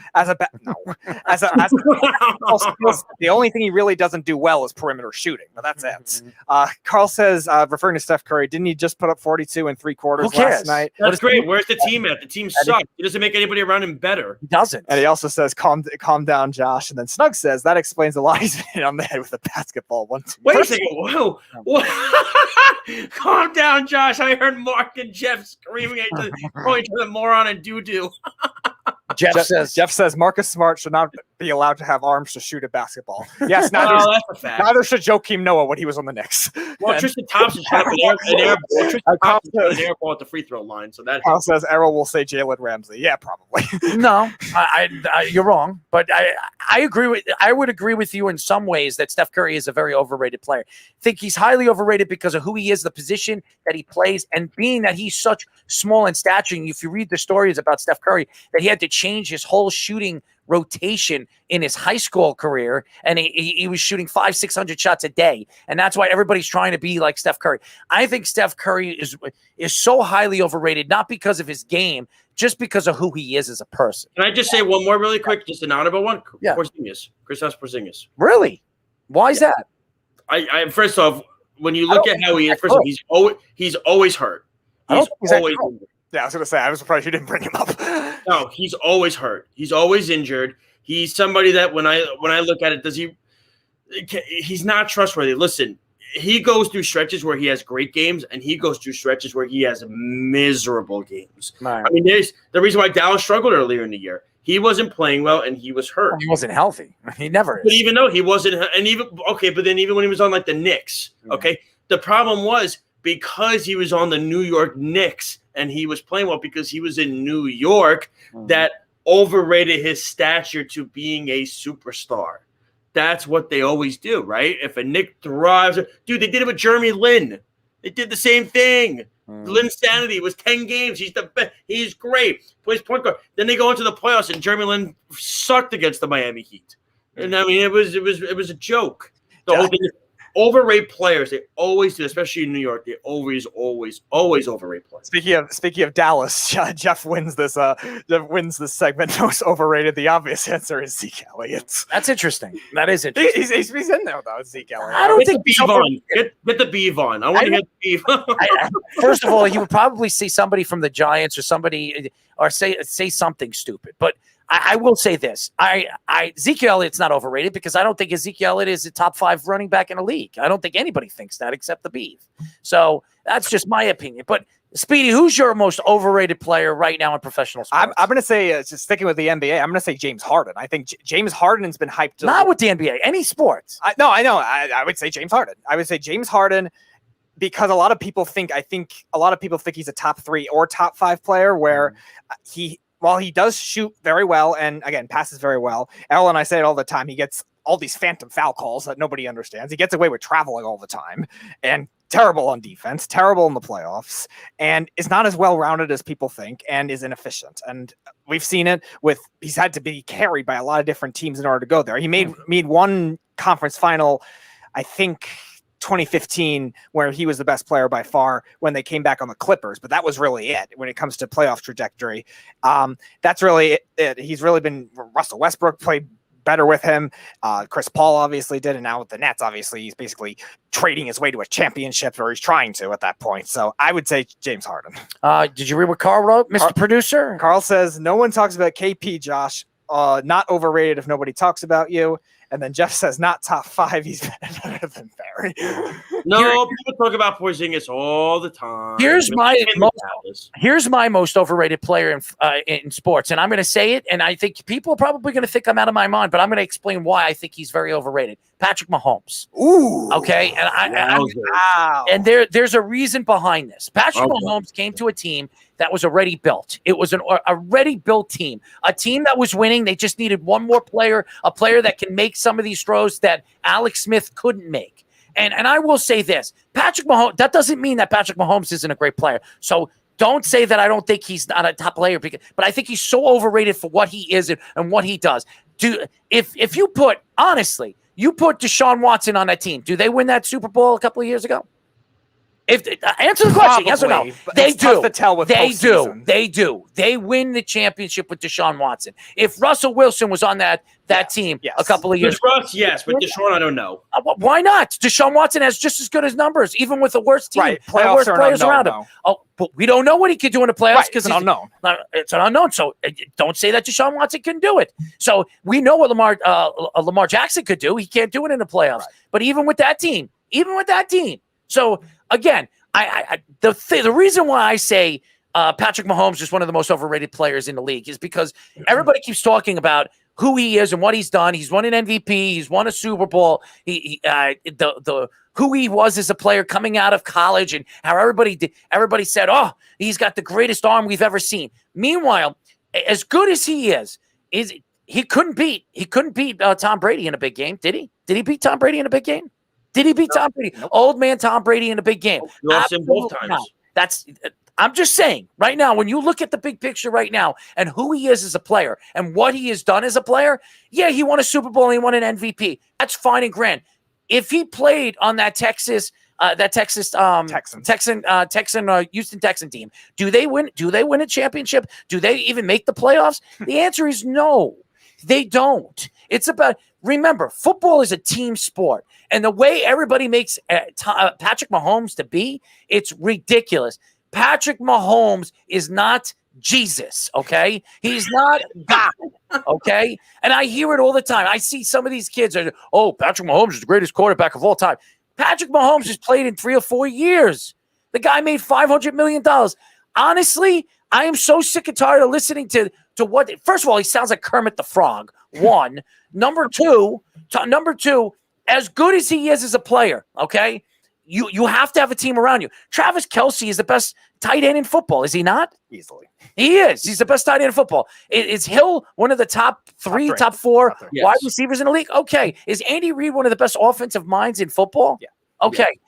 That's not even some of the other weapons he's had. He had Hunt a couple of years ago. Hunt he was one of the best running backs in the league. He's had weapons, and their defense has always been good. Always. And that's why I'm saying when I look at the big picture and when you look at players, when you say they're overrated, doesn't mean they're not great players. Doesn't mean that Patrick Mahomes isn't one of the top 5 quarterbacks in the league. I never said that. Overrated. Trying to compare and contrast him to some of the greats already. The guy's been in the league for 4 years, and people are saying that Patrick Mahomes is going to go down as the greatest quarterback of all time. Are you on drugs? Jeff says overrated. Dak Prescott got $42 million a year for having not beaten a winning team in 2 seasons. Carl says roll back. Ooh, going back to the archives. Roll back the tape to 2 years ago. Errol said he was underrated. He wins a title now. Overrated. Interesting. Well, hold on one second. When I said he was underrated, when did I say he was? Apparently 2 years ago. Carl, I honestly tell you, if I said that he was underrated, I was wrong. Because though 2 years ago, honestly, what I've seen in the last couple of years, everybody makes him seem like he's the Messiah. Like he's come out of the water and everybody's got to put a sword on him that he's the knight. He's the knight of shining armor. Everybody's big-time superstar. Honestly, what I've seen, when I see great players, and we've seen a lot of great players in football, even Russell Wilson, I never liked Russell Wilson. Okay. Never liked Russell Wilson because when he came out of college and he went to Seattle and he won the job from Matt Flynn, if you guys remember. And Tavares Jackson. Okay. And Tavares Jackson. When he took over for Seattle, everybody said that it was because of him why they were so good. It was because of him why they won that Super Bowl against the Broncos. And it's so untrue. It is so untrue. Russell Wilson didn't become the quarterback that everybody thinks he was until really 2 years ago. Really, 2 years ago. They He wasn't the best player won on the Super Bowl team. 48 with you at quarterback. You could have.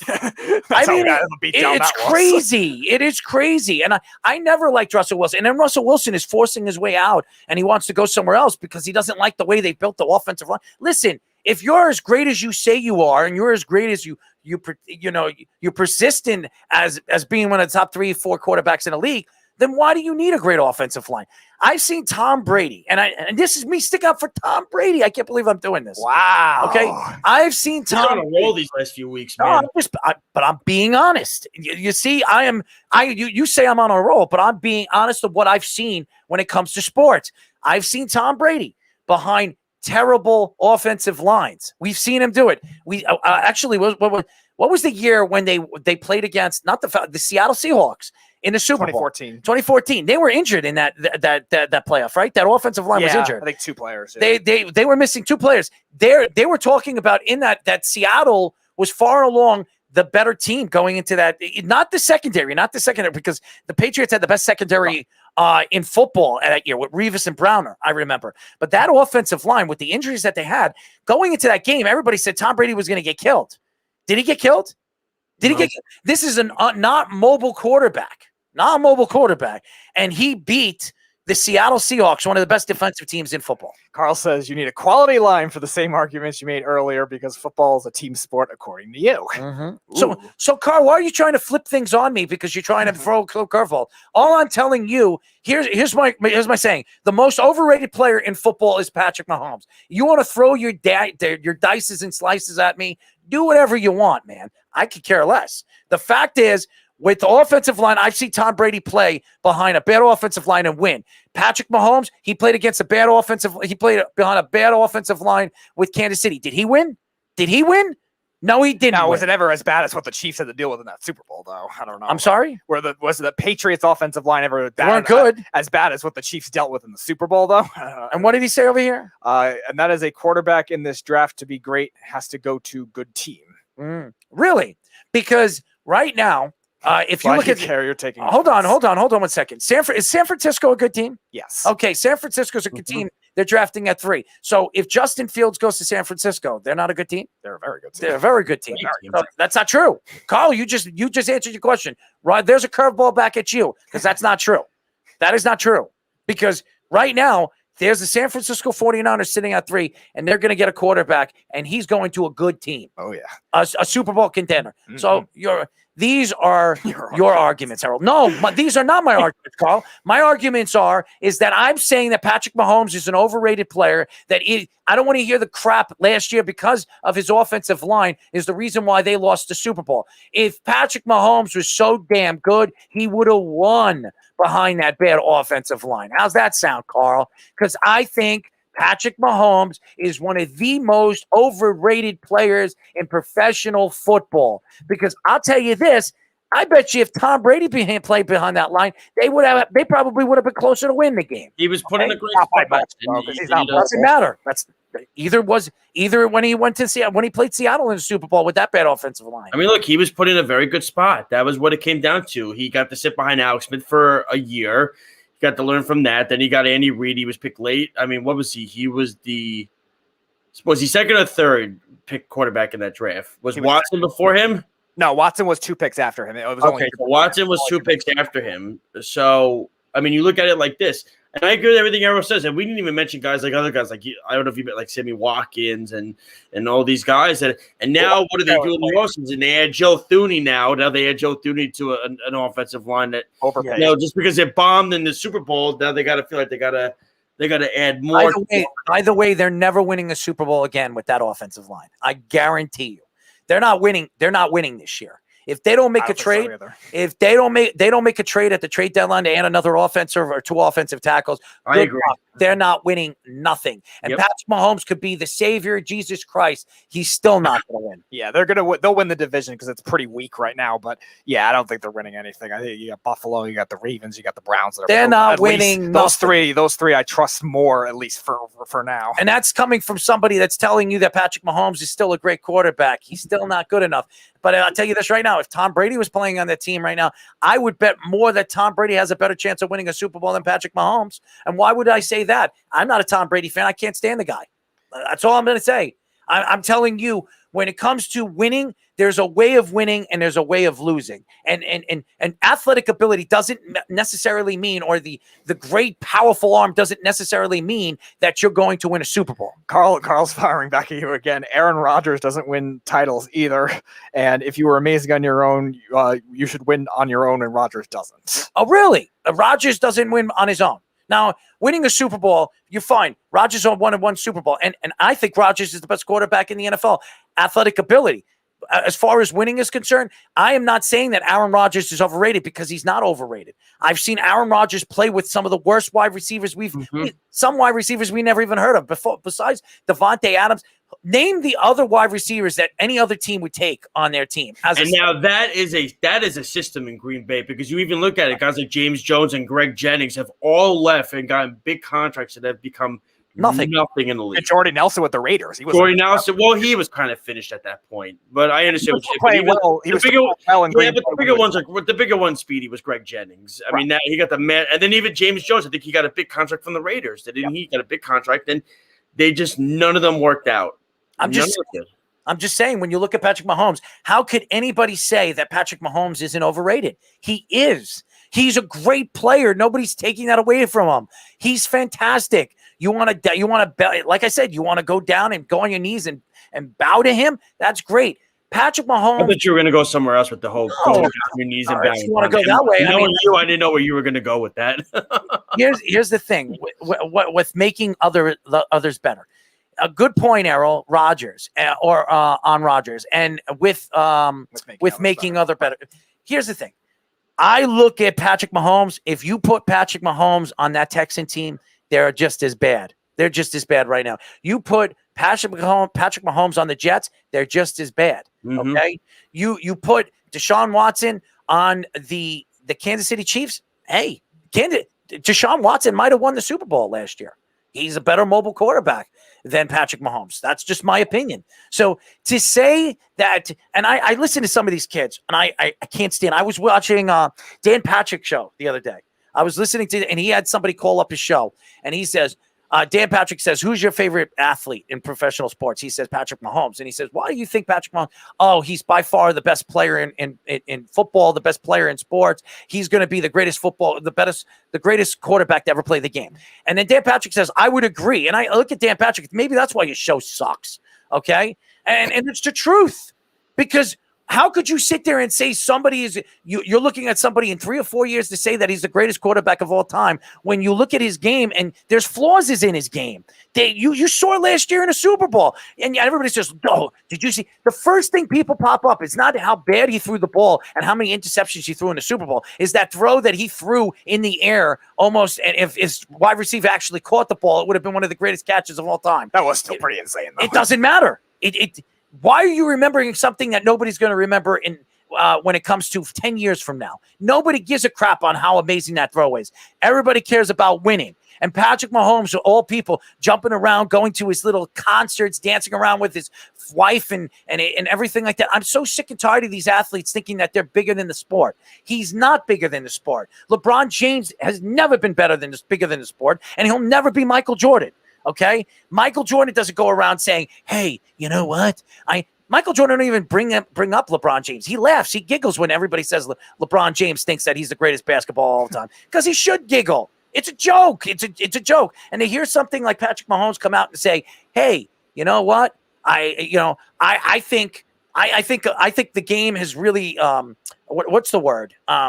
Grown through the quarterbacks that are coming into the league, the mobile quarterbacks." Because I've heard guys like Patrick Mahomes say that this is the wave of the future. I'm the wave of the future. Yeah, you're the wave of the future. If you were the wave of the future, you should have beaten Tom Brady, a 43-year-old guy that's practically running on one leg. It's ridiculous, man. I'm tired of the way sports is transitioning. I'm tired of it. I'm tired of the great athletes that we talk about, all these great quarterbacks, and how important the quarterback position. The quarterback position is very, very important to winning a Super Bowl. But just as important as the quarterback position is, the team is just as important as the quarterback is. And for Patrick Mahomes, so everybody walks around that Patrick Mahomes is the best player. Patrick Mahomes might not even be the best player on his team. He might not be the best player on his team. Mm-hmm. That's what I'm going to say. And what are they saying over here? Jeff says my favorite athlete of all time is J. Don Blake. Not hard to not like a golfer sponsored by Hustler. And Carl says, how about Tony Romo mid Super Bowl saying Mahomes will win 8 titles? Yeah, well, yeah, you wish you could win. You wish you could win Tony quarter Romo, the amount of playoff games. How many playoff games did Tony Romo win? He technically won 2, but he shouldn't have won the second one because they got gift wrapped a call against the Lions that they shouldn't have gotten. I just think I'm even more pissed off now that the show is ending because it really just infuses the situation of where professional sports is going. It really does. It infuriates me because I'm sitting here and I look at guys like Patrick Mahomes. This guy is dominating the game of sport.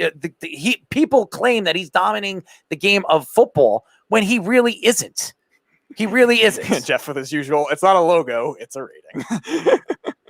Am I right or wrong, guys? Am I right or wrong? No, you're right. I think you're right. I think all the points you made were correct. I think when you look at the situation of it is this, I mean, you maybe think about it more than I ever would have thought about because all the time I always think about how great Patrick Mahomes is going to be. But the thing is, he was put in a great situation. And he was even brought up earlier in the show about the NFL draft. When guys get picked later in the draft, they're put in great situations. That's really what it comes down to. Like, you don't think like trade up. Remember, the Chiefs are the trade up to 10. Yeah, but even still, though, when you have Andy Reid as your coach, though, and you're putting the players around you right away, you're put in a really good spot. And great spot. You know, I mean, look at say Trey Lance, for example. Say he goes to like the Pittsburgh Steelers, right? Mm-hmm. You don't think Trey Lance is going to be a really good player? Trey Lance is going to be a great player because he's going to a situation. No, I don't know. I mean, look at it this way. The Pittsburgh Steelers always find a way to make players around them really good. They've always done this, and it's just been the case. It's certain organizations know how to do that. So, I mean, that's just the way it is with sports. It's all about, with the popularity and I'll say it, Jeff's favorite word, the branding. It's all about the brand. So, I mean, that's what it comes down to. And look, I agree with what Errol's saying, though. I think you can now make the case that I didn't even think about it, but Patrick Mahomes might be overrated. Snug says Patrick Mahomes would be the junior GOAT if he gets traded to the Cowboys. That's the only way. Now he'll get ruined. Oh, forget about it. If he ever put on the – oh, my God, if he went to the what is Carl saying right now? Carl's saying, not making a point, just asking Mahomes and Manning the only players with 50 touchdowns in a season, right? No, also Tom Brady did in 2007, had exactly 50 touchdowns. And by the way, who cares how many touchdowns he throws? He didn't win. I mean, seriously. That's the funny thing. Everybody thought, you think about it, it's always the season. He didn't win. He lost the Super Bowl. That was 2012 and 2013. 2012, they got knocked out by the Ravens in that. And they lost against Seattle, didn't they? They got the Super Bowl by Seattle. I mean, it doesn't matter how many touchdowns you throw. It really doesn't. Because to me, you look at everybody remembers one thing. Who won the championship? That's all they care about. It don't matter what Peyton Manning threw in one season. And I'm a big Peyton Manning fan. And everybody knows I don't like Tom Brady. But I can't deny when you sit around and you see what Tom Brady did last year, a 43-year-old old man outplaying a quarterback, and I don't want to hear about his offensive line. If you're as good as you say you are and as good as everybody proclaims you to be, well, you should have won the Super Bowl, big mouth. That's all I'm going to say. And you didn't just lose the Super Bowl. You got steamrolled. So that's all I'm going to say. And yes, he's a great player. Does he deserve all the hype? How could you put him on the stance that he's the greatest quarterback of all time already? How many times who's the other guy that they keep talking about as the greatest in their sport? Steph Curry is the best point guard of all time. That's another thing. Steph Curry. Well, I said Steph Curry. Yeah. No, but people are saying Steph Curry is a top 5 point guard of all time. Oh, my God, no. Yeah. He's not even close to top 5. He doesn't even sniff it.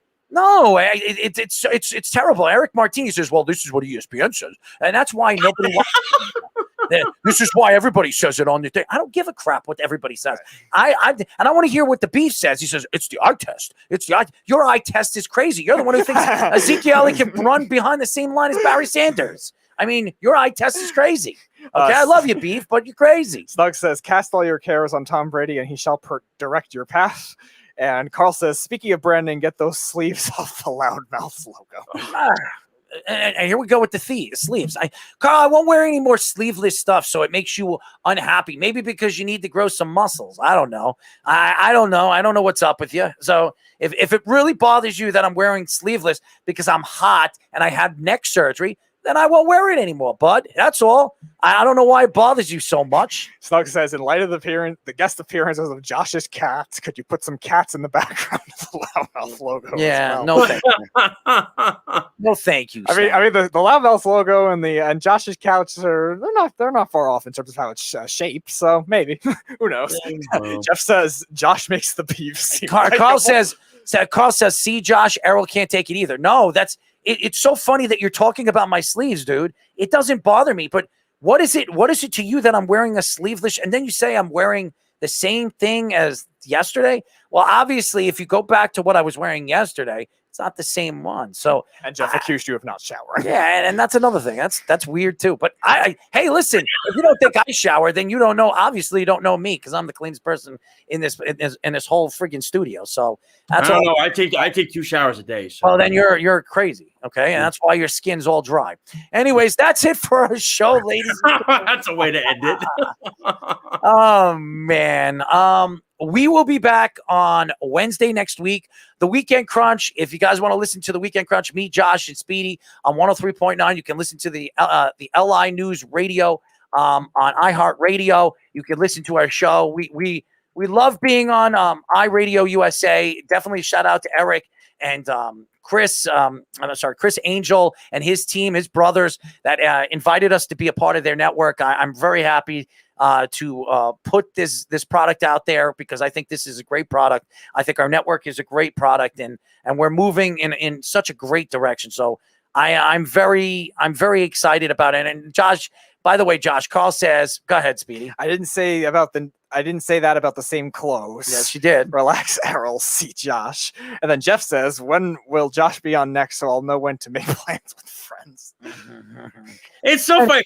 Carl with you. I think they're texting. I think Carl and Jeff are texting each other. Oh, who should we insult next?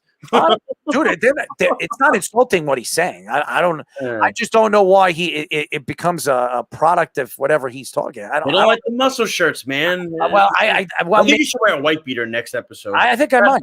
I think I might just to piss him off, but I don't care. Anyways, you can listen to a show every single Wednesday and Thursday. Our fans are crazy. Well, it is 9 p.m.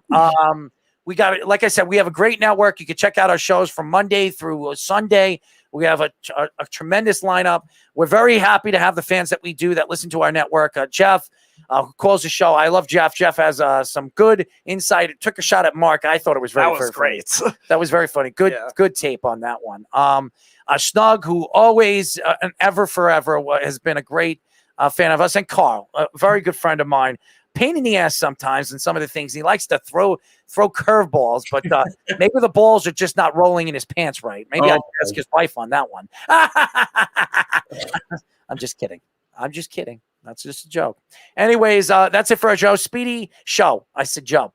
Speedy, you have anything to say before we go? Yes, wishing all the best to LaMarcus Aldridge. Obviously, his heart condition and irregular heartbeat. That's definitely not something to be taken lightly. I think Steven Stamkos said the same thing 5 or 6 years ago. He also had blood clots too. So wishing all the best to LaMarcus Aldridge on getting through that. And again, very smart for him to step away. Health always comes first. Joshy. Always to the fans for listening and tuning into our show. I know next Thursday we're going to have a guest on. We're going to get Zach Braziller from the New York Post. He is going to probably join us next Thursday to talk about some college sports, the NFL draft, because he does all the collegiate writing for the New York Post. So he'll come on with us to talk all basketball, football. What are you laughing at over there? Every time I talk, you laugh. Because Jeff said this. Read this, Speedy. Tank tops should be no longer called wife beaters. They should be known as Aroldis Chapman tees. Oh my God! And then Carl said call them Tulsa Slayers. He's been hanging out with what's his name on Jared Carabas on Barstool. That's what he's been hanging out. No, that's Jeff. That's Jeff. That's always. No, but we're excited, to have Zach on next week. I when I interned at the New York Post, I got to work with Zach a lot, so he's a good guy, and he'll talk a lot about the NFL draft coming up. I know Speedy's excited because he heard college sports, so he's already ecstatic about it. Well, it'll be a good show. We're excited to check out the Weekend Crunch, and we're excited for all the new stuff that's coming aboard on this network. He's gonna sit on this and rotate. That's what he's gonna do. Anyways, that's why would I sit something that will not only stab me, but I will get I will get ink all over me. I love how he always gives a full-blown explanation for why that. it's going to be bad. Ink. It's the ink that really bothers him. That's it. And the pointy object that will stab me. Well, there you go. A pointy object that will stab me. Well, anyways. I got the Snapchat channel. There you go. I would say. Well, that's it. Thank you to all the fans that listen to us and listen to our shows throughout the week. We will be back tomorrow. Our shows will be back tomorrow, not us. We will be, if you want to listen to the Weekend Crunch on Saturdays, 7 p.m. Is there an Islander game on No Saturday? Islander game. They play Sunday. So 7 p.m. we'll be live on Saturday. Tune in. What is it? iHeartRadio. If you're not here in New York or Long Island to listen to the FM dial, you can listen to iHeartRadio. It's LI News Radio on iHeart. So you definitely can listen to our show. It's a great show. Shout out to iRadio USA again. And we'll be back next Wednesday. Until then, this is Errol Marks, Speedy Petey, and Joshua Silverberg saying good night. And Patrick Mahomes is overrated. Good night, everybody. It's the Worldwide Sports Radio Network.